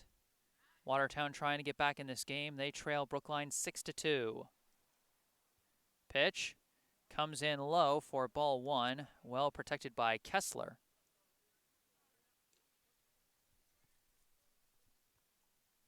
Got to give some credit to Nady Kessler. Only 1 wild pitch got past him so far, as this one is fouled to the backstop for strike 2. And of course, he had that nice coverage play that resulted in Daniel Tatry being caught in the pickle between second and third, and then the infielders took care of the rest. The pitch swung on and missed, and that's going to be strike number 3. Rourke goes down on strikes, and that ends the 4th inning. No score for Watertown, despite drawing 3 consecutive walks. We are through 4 here at Victory Field in Watertown, Massachusetts. Brookline leads Watertown 6-2. I am Jesse Mayfield-Sheehan, bringing you live coverage of this Lou Tompkins A Division 17 and under contest, and I'll be back with the 5th inning after a mute break. Stay tuned.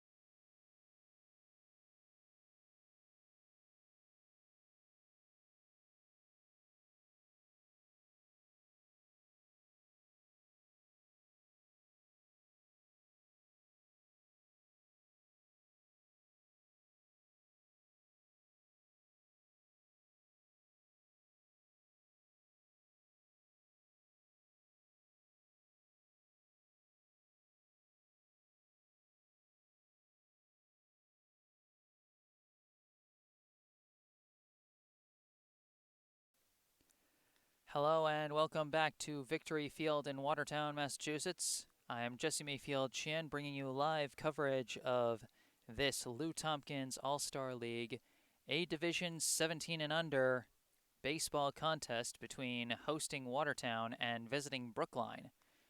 We are here for the top of the 5th inning as the visitors, Brookline, currently hold a 6-2 lead over Watertown.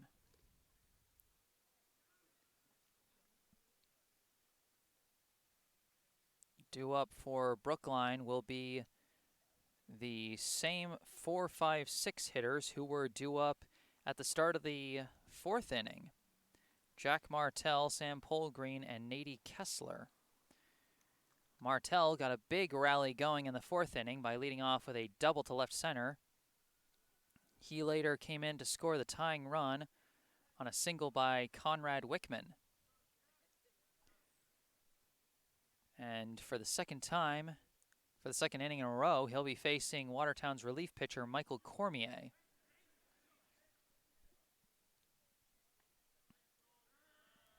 First pitch. Catches the high corner for strike 1. So Martell 1 for 2 today. He's had nice contact on both of his at-bats as this pitch comes in and he swings and misses for strike 2.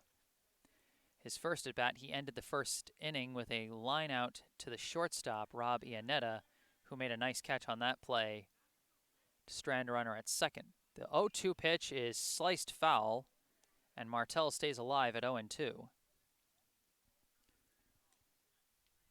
We are certainly thankful for the stadium lights here at Victory Field as we get to bring you a little Monday Night Baseball here in Watertown. Cormier, the 0-2 pitch.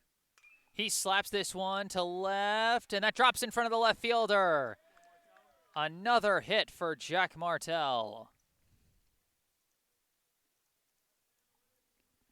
So Martell now 2 for 3, and with some slightly better placement on his first at bat, he could have been 3 for 3 easily. Now we have a pinch runner coming in for Martell.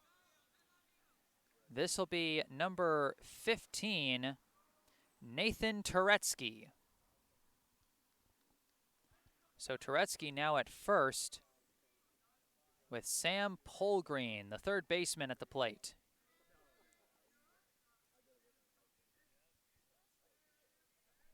First pitch to Polgreen is high for ball one.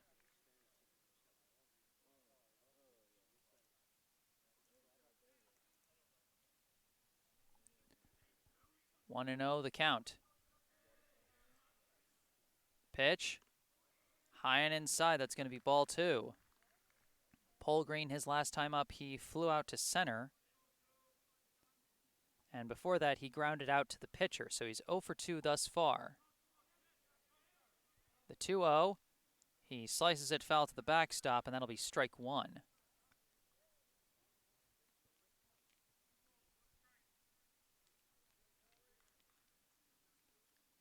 And we can see now why Martel was subbed out on the base paths. He's currently warming up in the Brookline bullpen. Pitch from Cormier.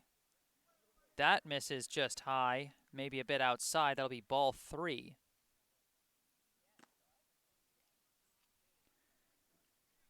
Three and one the count. Pitch. And he hits a hard grounder, fielded by the third baseman, thrown to second for one, on to first, not in time. Very close bang-bang play at first. For actually, that's not Polgreen, that is number 2, Charlie Engelman.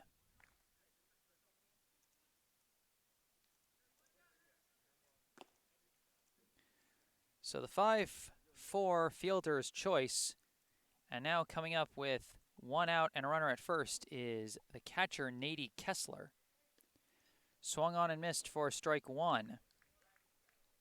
Kessler, his last time up, had an infield single to the shortstop that helped to get Brookline's rally going as they throw back to first. Almost catch Engelman, but not quite.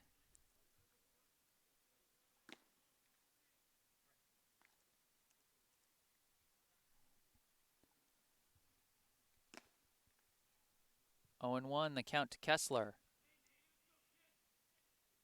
Pitch. He slices this one foul down the first base side. That'll be an 0-2 count. Brookline still leads Watertown 6-2, but they're hoping to build on that here in the top of the 5th inning. Nady Kessler facing an 0-2 count with one out and Engelman at first. They throw back to first, and again it's close, but again it's not in time.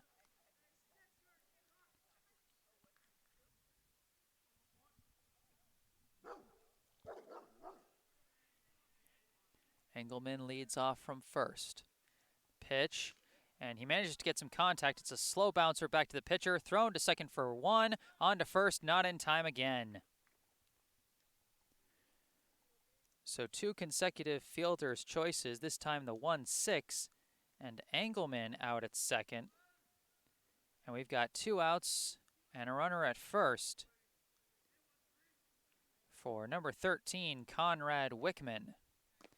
Wickman, his last time up, he hit a single to left to drive in Jack Martel for what was at the time the tying run.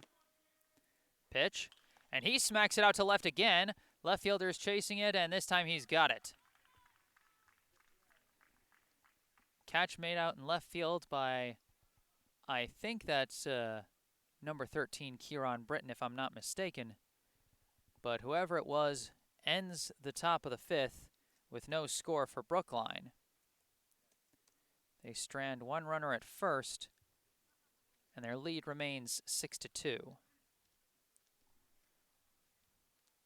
So Polgreen returns to third base defensively despite having Engelman pinch hit for him.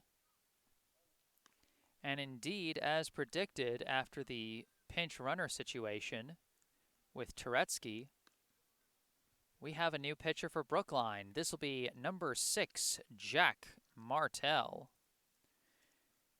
So Andrew Silverman, after 4 innings of work, will be on the hook for the win if results do not change here. Meanwhile, Martel, if he manages to get through all 3 innings, he could potentially be on the hook for the save. It's one of the more obscure ways to get a save in baseball is to just pitch 3 innings of relief and not surrender the lead.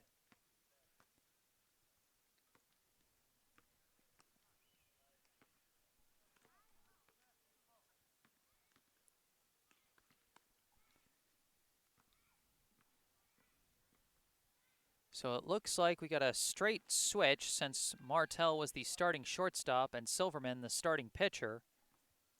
They simply just swapped positions. Silverman now at short to cover for Martell. Martell on the mound for Silverman.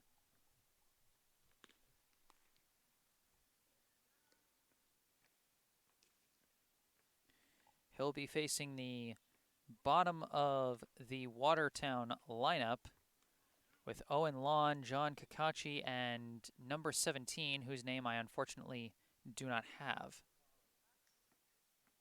Again, if there are any Watertown fans still sticking with the stream here and you know the name of number 17, please feel free to let me know. But in the meantime, leading off for Watertown will be number 11, Owen Lawn. First pitch from Martell is low for ball 1. One of the things you got to watch out for at this level is relievers often come in kind of rusty and missing their spots, as this one comes in inside for ball 2. I mean, we literally just saw that on the other side with Watertown's Cormier. He came in with a 2-1 lead and surrendered 5 runs. Granted, only 2 of them earned. As I think I heard the ump say that was strike 1. So 2-1 now the count. This one is sliced off a pole for strike 2.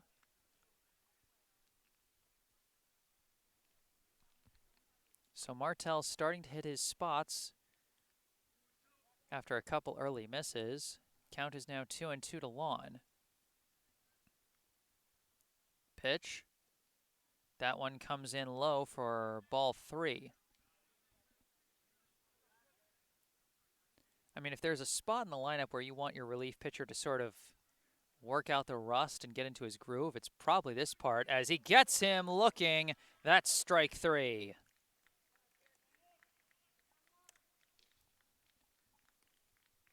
Martell starts out his relief effort with a looking strikeout. Now coming to the plate, the catcher, number 16, John Kakachi. That pitch comes in low for ball 1.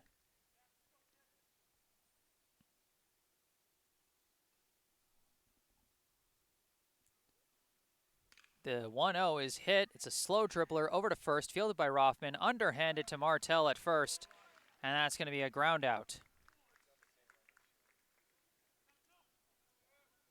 So a pair of quick outs for Martell and the Brookline defense. Now with 2 down and nobody on, up comes number 17.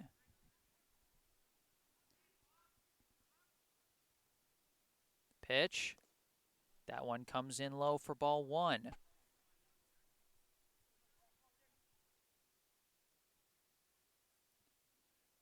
The 1-0. That hits the zone for strike 1.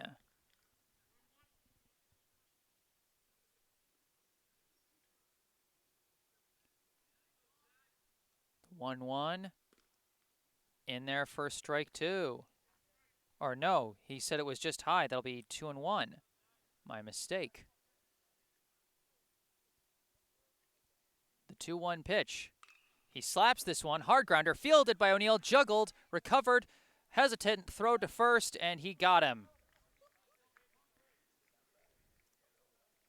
O'Neill making a sweat on that play. But he manages to collect it and get the throw off safely to first for the 4-3 ground out. Martell, a stellar first relief inning. He puts the bottom of the Watertown lineup down in order. And through 5 innings, the score, Brookline 6, Watertown 2. I am Jesse Mayfield-Sheehan, live here at Victory Field in Watertown, Massachusetts. I'll be back with the 6th inning After a brief mute break, stay tuned.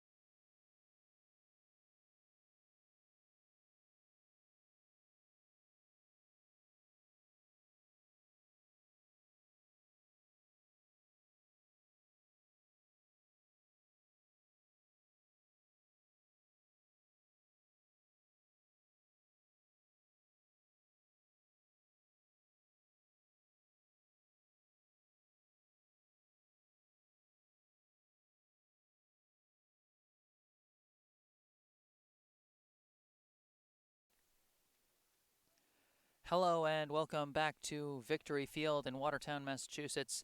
I am Jesse Mayfield-Sheehan here to bring you the top of the 6th inning of this Lou Tompkins All-Star League 17 and under A-Division contest between hosting Watertown and visiting Brookline.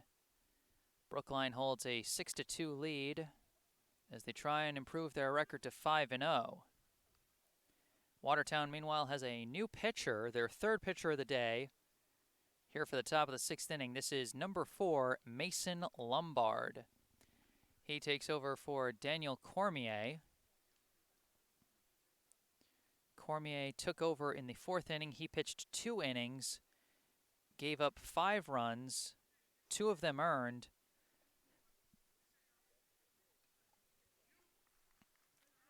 And he will be on the hook for the loss if results do not change. In the meantime, leading off for Brookline will be the center fielder, number 11, Brage Golding. Golding, his last time up, hit a single to center. He is 1 for 2 so far today, and he fouls this first pitch to the backstop for strike 1. Golding would later come in to score on a throwing error by the Watertown shortstop, Rob Iannetta. Pitch, and he reaches and slaps that one to shallow left. It's being chased and caught out in left field by Owen Lawn.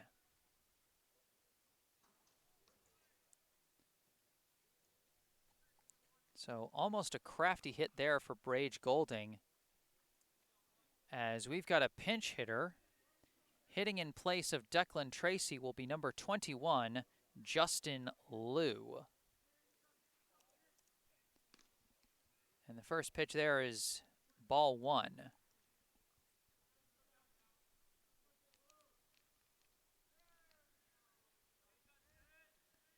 Pitch. That's low and inside for ball 2. Golding, Liu, and Tracy among the few lefty hitters in the Brookline roster, as the 2-0 pitch comes in high for ball 3.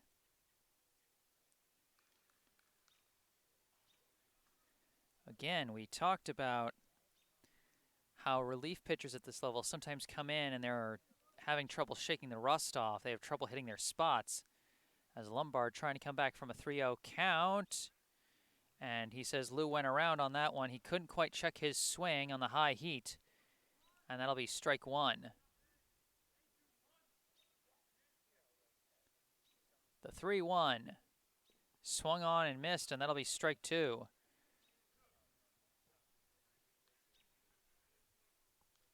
Might have got a piece of that one, hard to tell. Full count to Liu. Lombard, the payoff pitch. And he gets a piece of it and stays alive.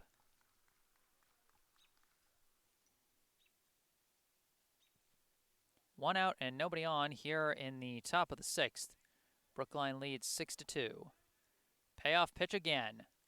And he gets a piece of it again. Justin Liu battling here for Brookline. And it looks like we might have another pinch hitter on deck for Brookline. That looks like number 7, James Redding.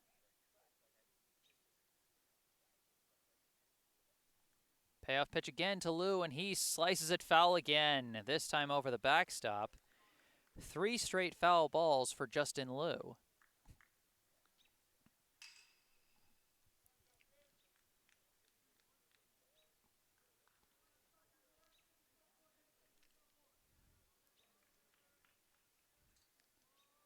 Another payoff pitch again, and I think they just hit him. I think they just hit Justin Liu. Either way, it would have been a walk. But I think they hit him. And so now we have another pinch hitter coming to the plate. This is number 7, James Redding, hitting for Donnell O'Neill. It'll be interesting to see what they do defensively after a move like this, as they throw back to first really quick and almost catch Liu off guard. Interesting idea from Lombard there.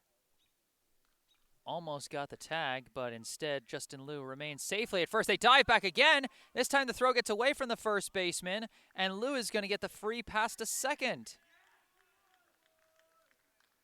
Lombard a little too aggressive on the pickoff attempt, and Liu now in scoring position.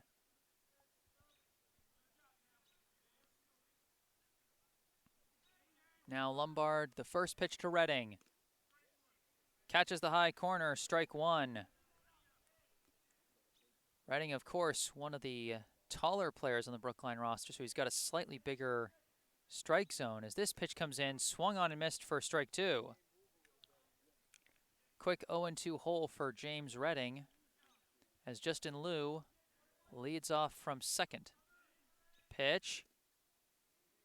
Misses low and away. That's going to be ball 1.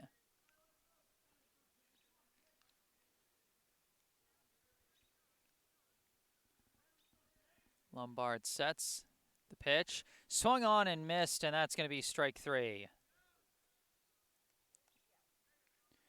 Redding was trying to hit defensively there, just try and get a piece of whatever he could, but couldn't catch a piece of it there, and so that'll be out number 2. Now up, the starting pitcher and now shortstop, Andrew Silverman. As this one's a wild pitch, that's going to be an easy pass to third for Justin Liu.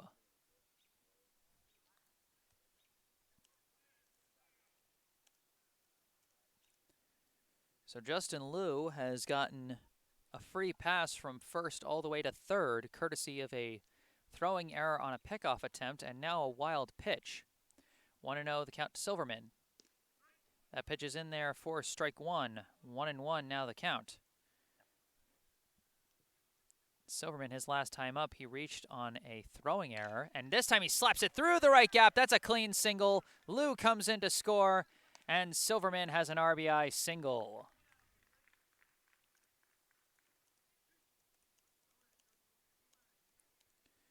Brookline now leads Watertown 7-2. Coming to the plate now is Eli Rothman. Pitch, and he chops it foul. Rothman, his last time up, he got an RBI single through the left gap that scored Declan Tracy. This time, of course, he only has a runner at first, with 2 outs here in the top of the 6th inning. Pitch, curves in there for strike 2. Rothman has fallen behind big time just about every at-bat he's had. But most of the time, he's found a way to battle back and keep the at-bat going for a little while. The 0-2 pitch, runner goes, slapped, and it's through the gap. The hit and run worked perfectly. Silverman now running down to third, and Rothman's advancing to second on the throw. Now that's aggressive base running. Eli Rothman will be credited with a single through the right gap. Silverman goes to third, and Rothman to second on the throw. Meanwhile, now batting is the left fielder, number 12, Daniel Villa. Pitch comes in high for ball one. Because part of the problem was because Silverman took off on what was not a full count, the second baseman, Kieran Britton, had to try and cover the steal as we got a wild pitch and the runners decide to hold as it bounces too hard off the backstop. So like I was saying, the run by Silverman pulled Britton out of position, and Rothman hit it right about to where he would have been ordinarily. And so that just went into the outfield and allowed the runners to kind of go nuts on that play. That pitch catches the high corner for strike one, and it'll be a 2-1 count to Daniel Villa. Runners at second and third with two down here in the top of the sixth. Pitch. That one skips away, and the runners are coming in this time. Silverman heading for home, and he scores easily.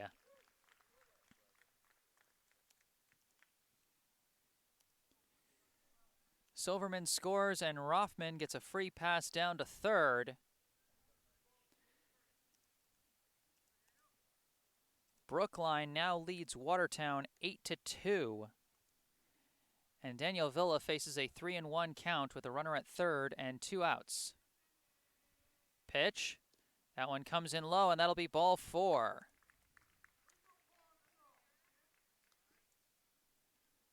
So Villa draws the walk, and now that with runners on the corners and two down, up comes number 6, the starting shortstop and relief pitcher, Jack Martell.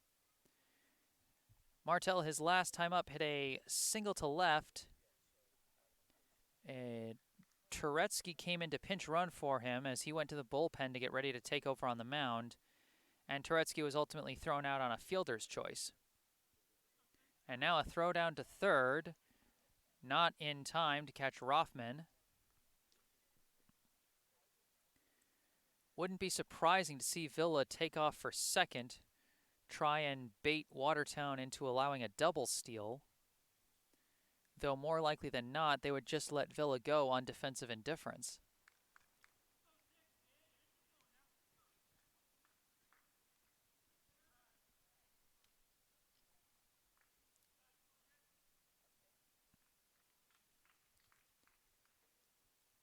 Lombard sets and delivers.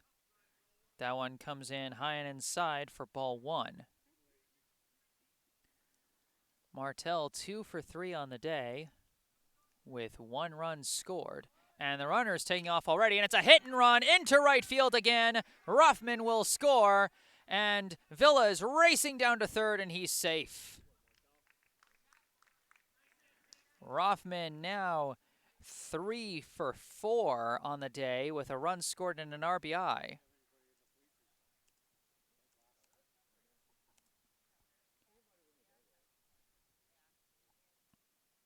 Brookline now leads 9-2.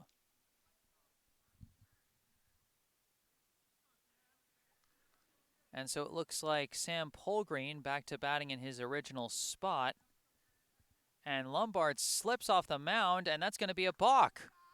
A run is going to come in on the balk. So Villa scores, and Martell gets a free pass to second. And Brookline now up 10-2. This pitch gets away from the catcher, and that's going to be a free pass to third for Villa.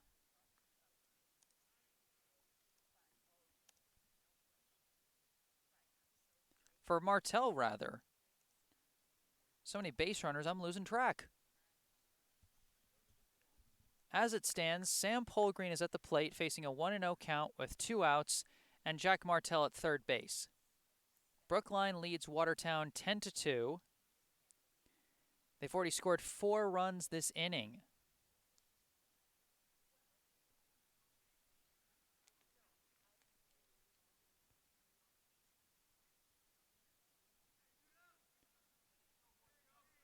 Polgreen steps back in.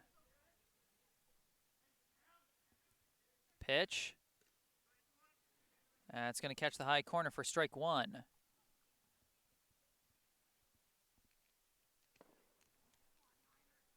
Hear a bit of fireworks off in the distance as the 1-1 pitch comes in and is fouled to the backstop for strike 2.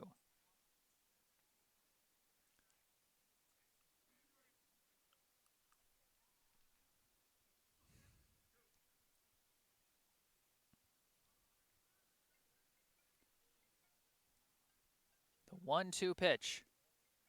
Just outside, that's going to be ball 2.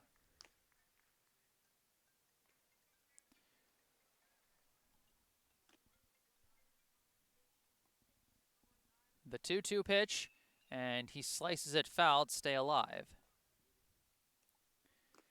Polgreen, his last turn through the order, had Charlie Engelman hit for him. But before that, his last time up was a fly out to center field. 2-2 pitch again, comes in low for ball 3.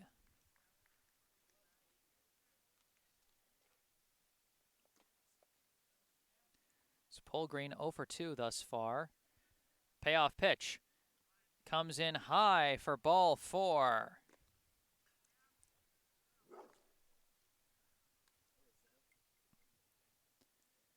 So the walk for Polgreen puts runners at the corners yet again as the catcher, Nady Kessler, comes up to the plate. Kessler, his last time up, grounded into a fielder's choice in the top of the 5th. And now a throwback to third to try and keep Martell honest over there.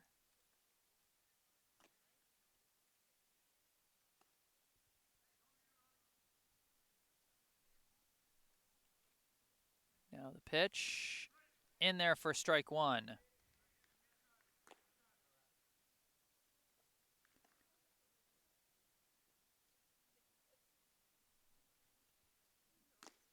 This one just misses outside for ball 1. Kessler 1 for 3 so far today. He's reached base safely twice.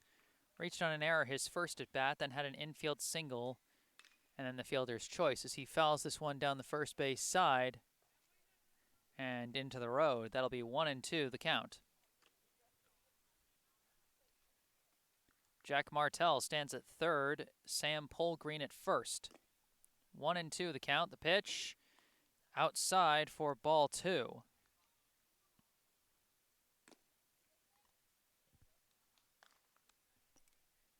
Two and two. The pitch from Lombard. Outside again. That'll be ball 3.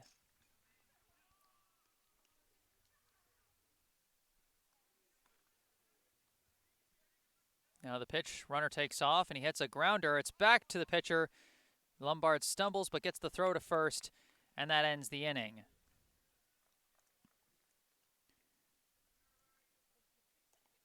So the top of the 6th ends, and we're pretty much guaranteed to now have a 7th inning of this game as Brookline almost invoked the mercy rule there, or at least they would if this was a high school game. I'm not sure if the Lou Tompkins League also has a mercy rule. But either way, Brookline puts 4 runs on the board in the 6th and extends their lead to 10-2. Going through the inning, Brage Golding flew out to left. Justin Liu pinch hit for Declan Tracy and drew what could have been scored a walk, but I think was actually a hit by pitch. James Redding hit for O'Neill and struck out swinging, but not before Liu advanced to second on a throwing error on a pickoff attempt. Liu would advance to third on a wild pitch during Andrew Silverman's at-bat, and then Silverman hit a single through the right gap, which allowed Liu to score. Eli Rothman followed up with a single through the right gap, in part thanks to some really well-timed hit-and-run tactics. Silverman advanced to third, and then Rothman advanced to second on the throw. A wild pitch allowed Silverman to score and Rothman to advance to third, and Daniel Villa drew a walk to put runners on the corners, as Brookline now led 8-2. Then Jack Martell hit a single through the right gap that allowed Rothman to score and sent Villa to third, making the score 9-2. A balk during Sam Polgreen's at-bat allowed Villa to score and sent Martell to second. A passed ball sent Martell to third, and then Polgreen drew another walk, before Kessler grounded out back to the pitcher to finally end the inning. And now, here in the bottom of the 6th, we have another pitching change. Number 10, Eli Rothman, will be taking over for Martell on the mound, as we see James Redding taking over at first base. Martell returns to short, and Silverman moves over to second.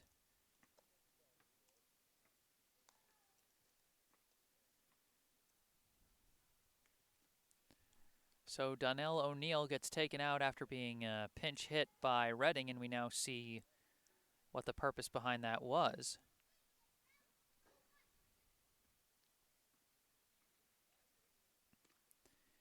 So Rothman will be facing the top of the Watertown order here in the bottom of the 6th.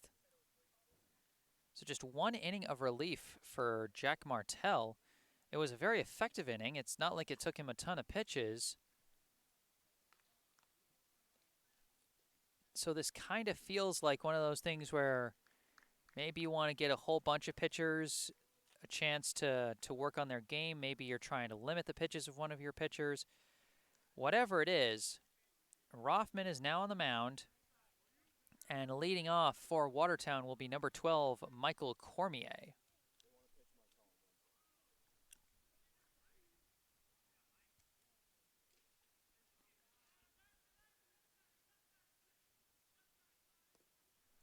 And so that pitch comes in low to Cormier for ball 1. And it seems like Brookline just had Martell on the mound for 1 inning so that he would be available to pitch on Wednesday. The 1-0 pitch from Rothman is swung on and missed for strike 1, 1-1 the count.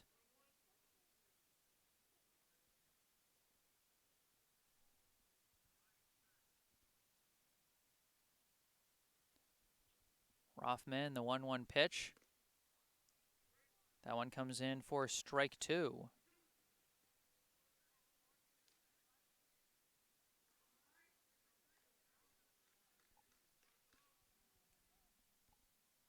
The 1-2 pitch is fouled off a pole. We've had a few of those fouls off the pole, more than I would have expected personally.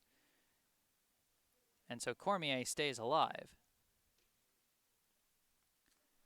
Speaking of that Wednesday game for Brookline, they will be hosting Medford on Wednesday at 5:45 p.m. at Warren Field in Brookline. So this pitch comes in high for ball 2. 2-2 now the count to Cormier.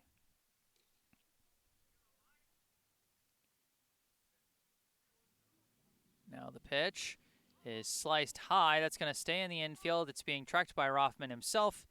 And that'll be a pop out to the pitcher for the first out of the inning.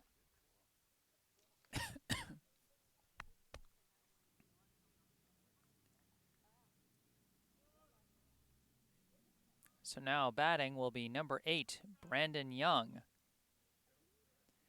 Young, of course, was the starting pitcher for Watertown, and he gave them a pretty solid outing to start. Only allowed 1 run before being pulled as he takes strike 1 on that pitch.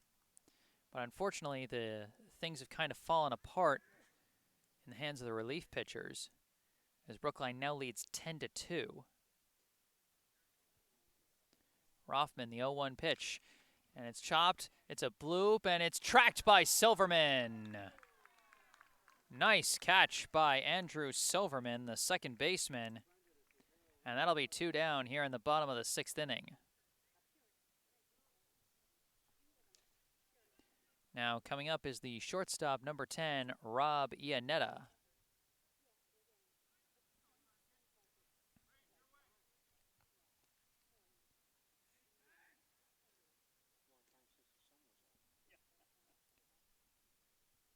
Pitch, and he golfs this one into shallow left. It's being tracked and caught by Martell, and that will end the 6th inning.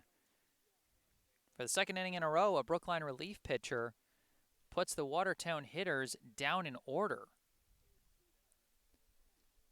as Eli Rothman takes care of business, 3 straight pop-ups. And through 6, Brookline leads Watertown 10-2.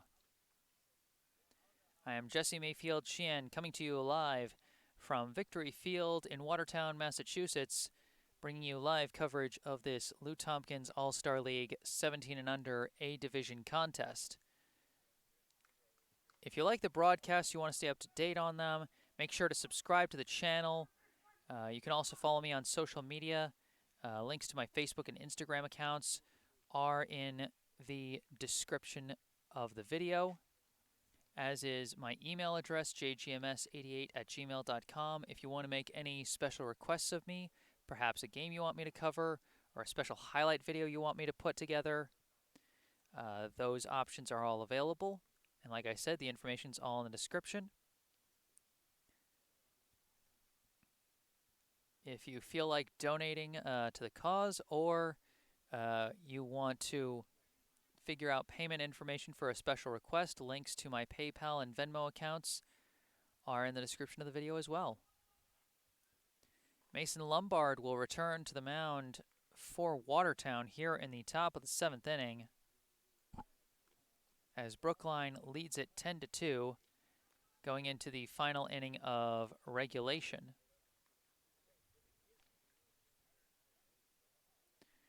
It's hard to believe that at one point Brookline was struggling to come back in this game.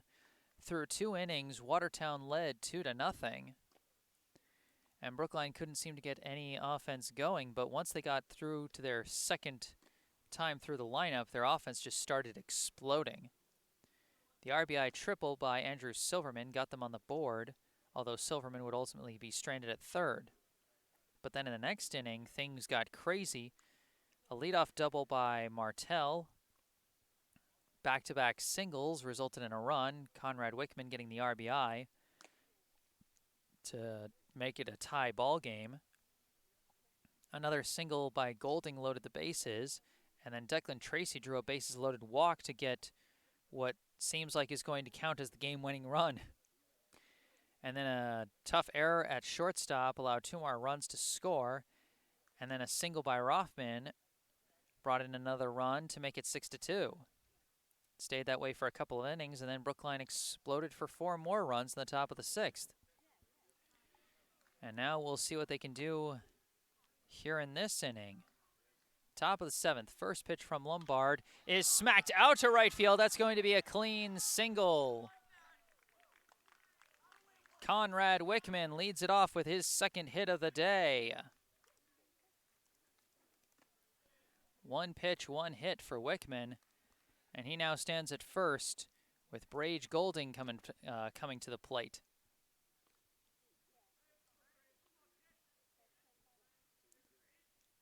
Lombard, the pitch, comes in inside for ball 1.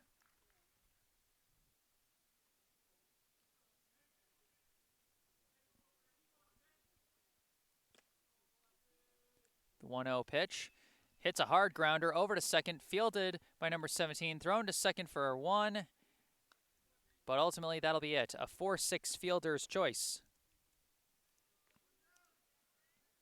Wickman is out at second. And now coming up will be Justin Liu. Throw back to first. They caught Golding off balance, and if the throw was a little closer to the runner, they might have caught him. But as it is, Golding dives back safely. Now the pitch is sliced foul by Liu. That'll be strike 1.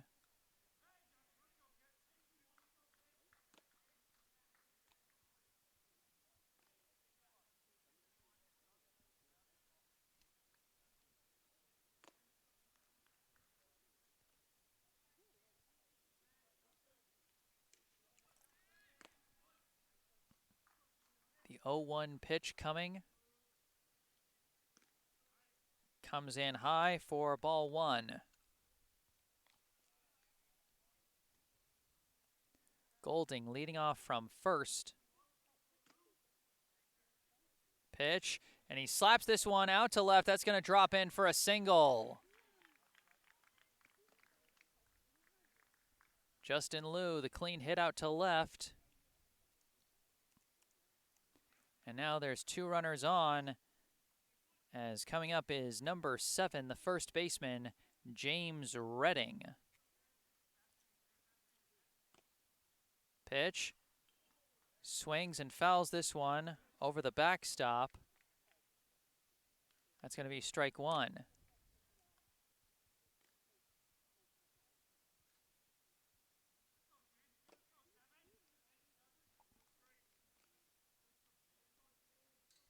The 0-1 pitch, and he swings, hits a grounder over to third. They tag third for 1, on to first, and the throw is over his head, and the error is going to allow the runners to advance, and everyone gets there safely.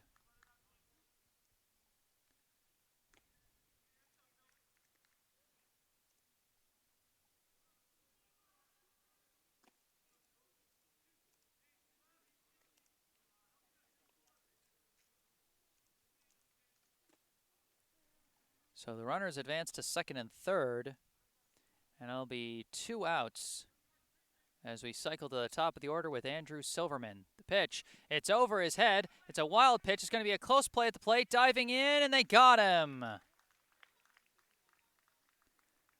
A nice play by Kakachi and Lombard.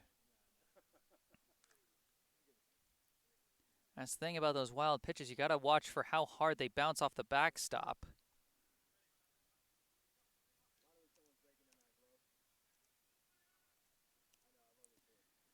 Justin Liu thrown out at home, and that ends the top of the 7th. So through 6.5, Brookline leads Watertown 10-2.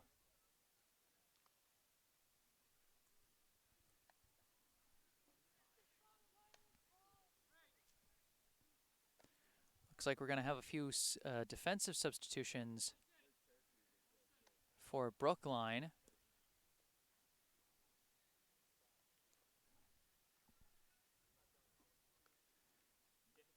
Maybe the defensive substitutions happened earlier and I just missed them, but it looks like Justin Liu is going to move into center field and Conrad Wickman into right field.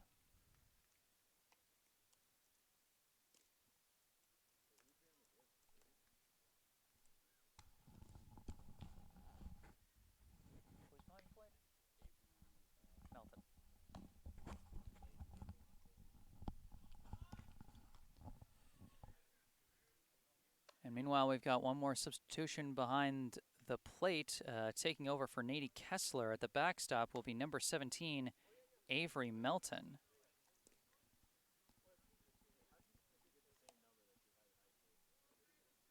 Rothman comes out to pitch once again here in the 7th inning. Last chance for Watertown as they trail by 8.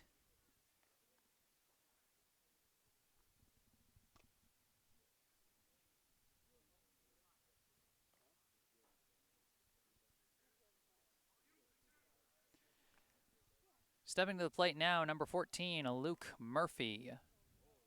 First pitch from Rothman, swung on and missed, and that'll be strike 1.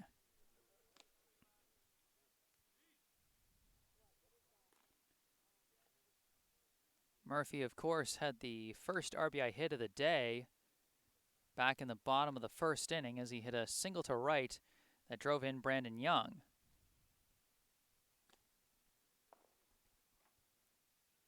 The 0-1 swung on and missed, strike 2. And what a difference 6 innings make as Murphy, after giving his team that 1-0 lead back in the 1st, now comes up here in the 7th with his team trailing 10-2. The 0-2 pitch from Rothman is fouled to the backstop, and Murphy stays alive.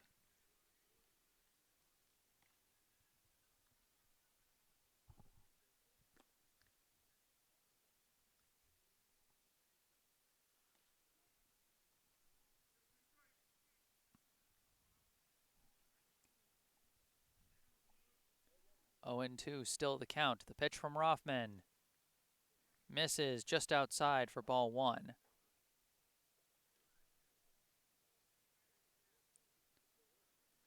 Got a little bit of action in the Brookline bullpen. Brage Golding warming up as Rothman delivers the 1-2. And this one is golfed high into shallow right. It's being tracked, and it's going to drop.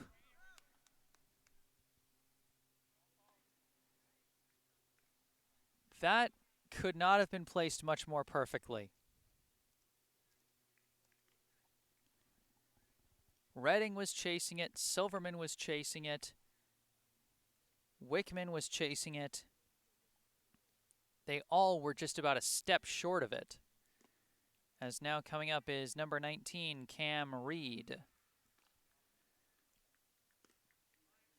First pitch comes in high for ball 1.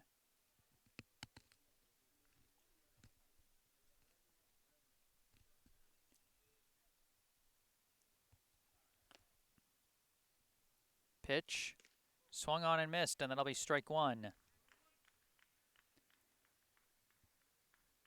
Rothman not on the hook for the save in this one, as it's too big a lead. Andrew Silverman, should the results remain the same, will get the win on the mound for today after he pitched 4 innings and gave up 2 runs. Runner is taking off on this one. The throw down to second from Melton. Caught, tag, they got him! Oh no, it looks like Martell's a little shaken up on the play.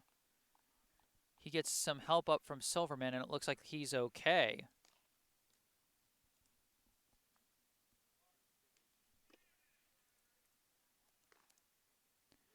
So Luke Murphy is caught stealing second.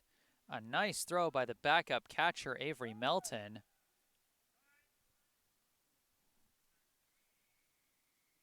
As they needed a brief timeout to get an errant ball back out of the field of play.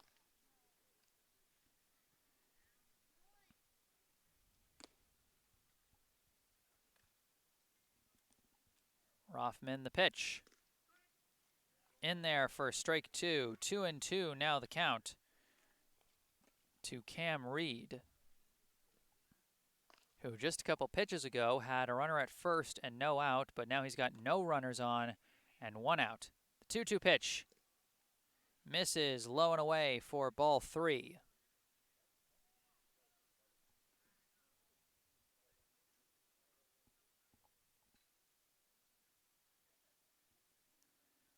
Payoff pitch. Swung on and missed, and that'll be strike 3. 2 down now in the bottom of the 7th.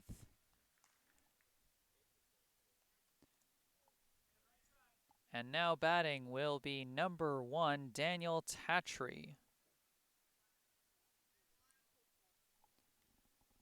Pitch from Rothman. In there for strike 1.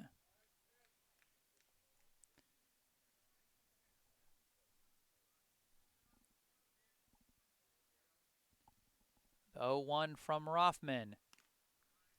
High for ball 1.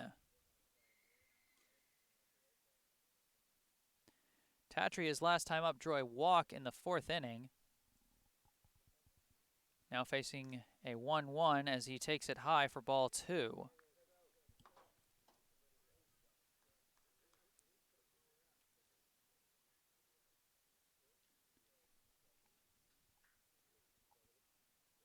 Two and 1 the count. Pitch. Inside ball 3. Brookline 1 out away from victory. They hold a 10-2 advantage over Watertown. 3-1 the count to Daniel Tatry. Rothman the pitch. And that comes in high, and that'll be ball 4. So Tatry draws another walk, and he trots down to first with the relief pitcher, number 4, Mason Lombard, coming to the plate.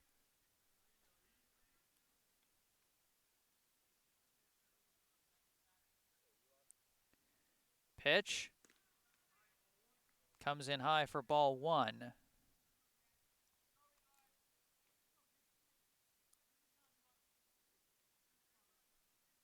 Tatry leads off from first. The 1-0 pitch. Catches the low corner for strike one.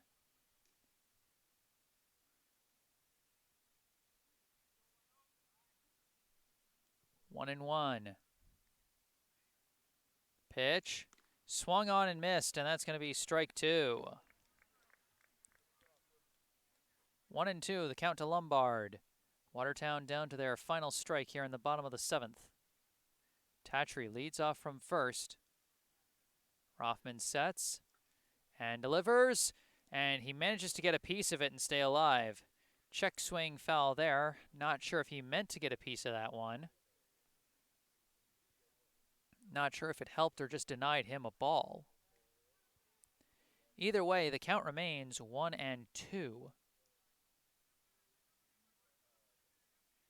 Rothman checks the runner and delivers.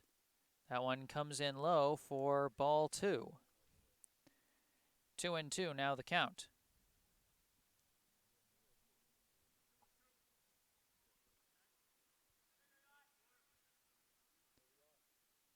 Rothman the pitch, and he slices it high and foul, and it looks like it's going to be out of play down the third base side.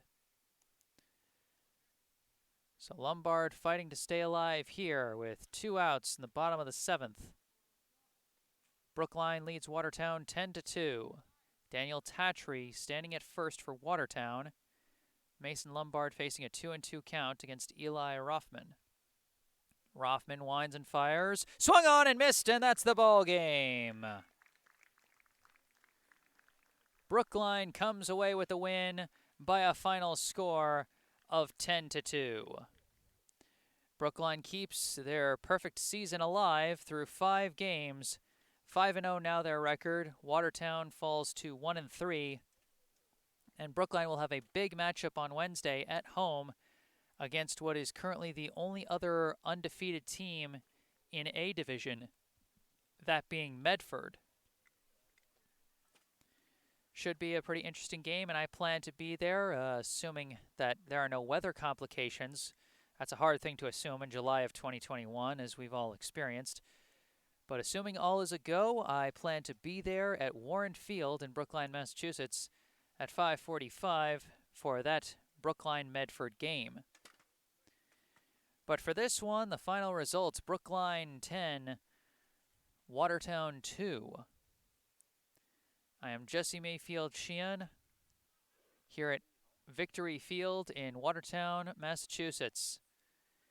If you like my broadcast, be sure to hit that like button. Make sure to subscribe to the channel. Feel free to leave comments. You can also follow me on social media at Facebook and Instagram. Links are in the description of the video. If you're feeling generous, want to make any donations, you can do so at my PayPal or Venmo accounts. Links are also in the description. Or if you would like to pay for my services, if you'd like to request a certain game be covered, or perhaps a highlight video of your favorite team or player be made, you can reach out to me for those details at my email address, jgms88@gmail.com. That's also in the description of the video. So Brookline falls behind early, 2-0 to Watertown in the first 2 innings, but then puts together some big rallies, a 5-run rally in the 4th and a 4-run rally in the 6th to run up the scoreboard and finish it in a blowout. 10-2, the final. I am Jesse Mayfield-Sheehan from Victory Field in Watertown, Massachusetts, signing off. Thank you for watching, and have a good rest of your Monday night.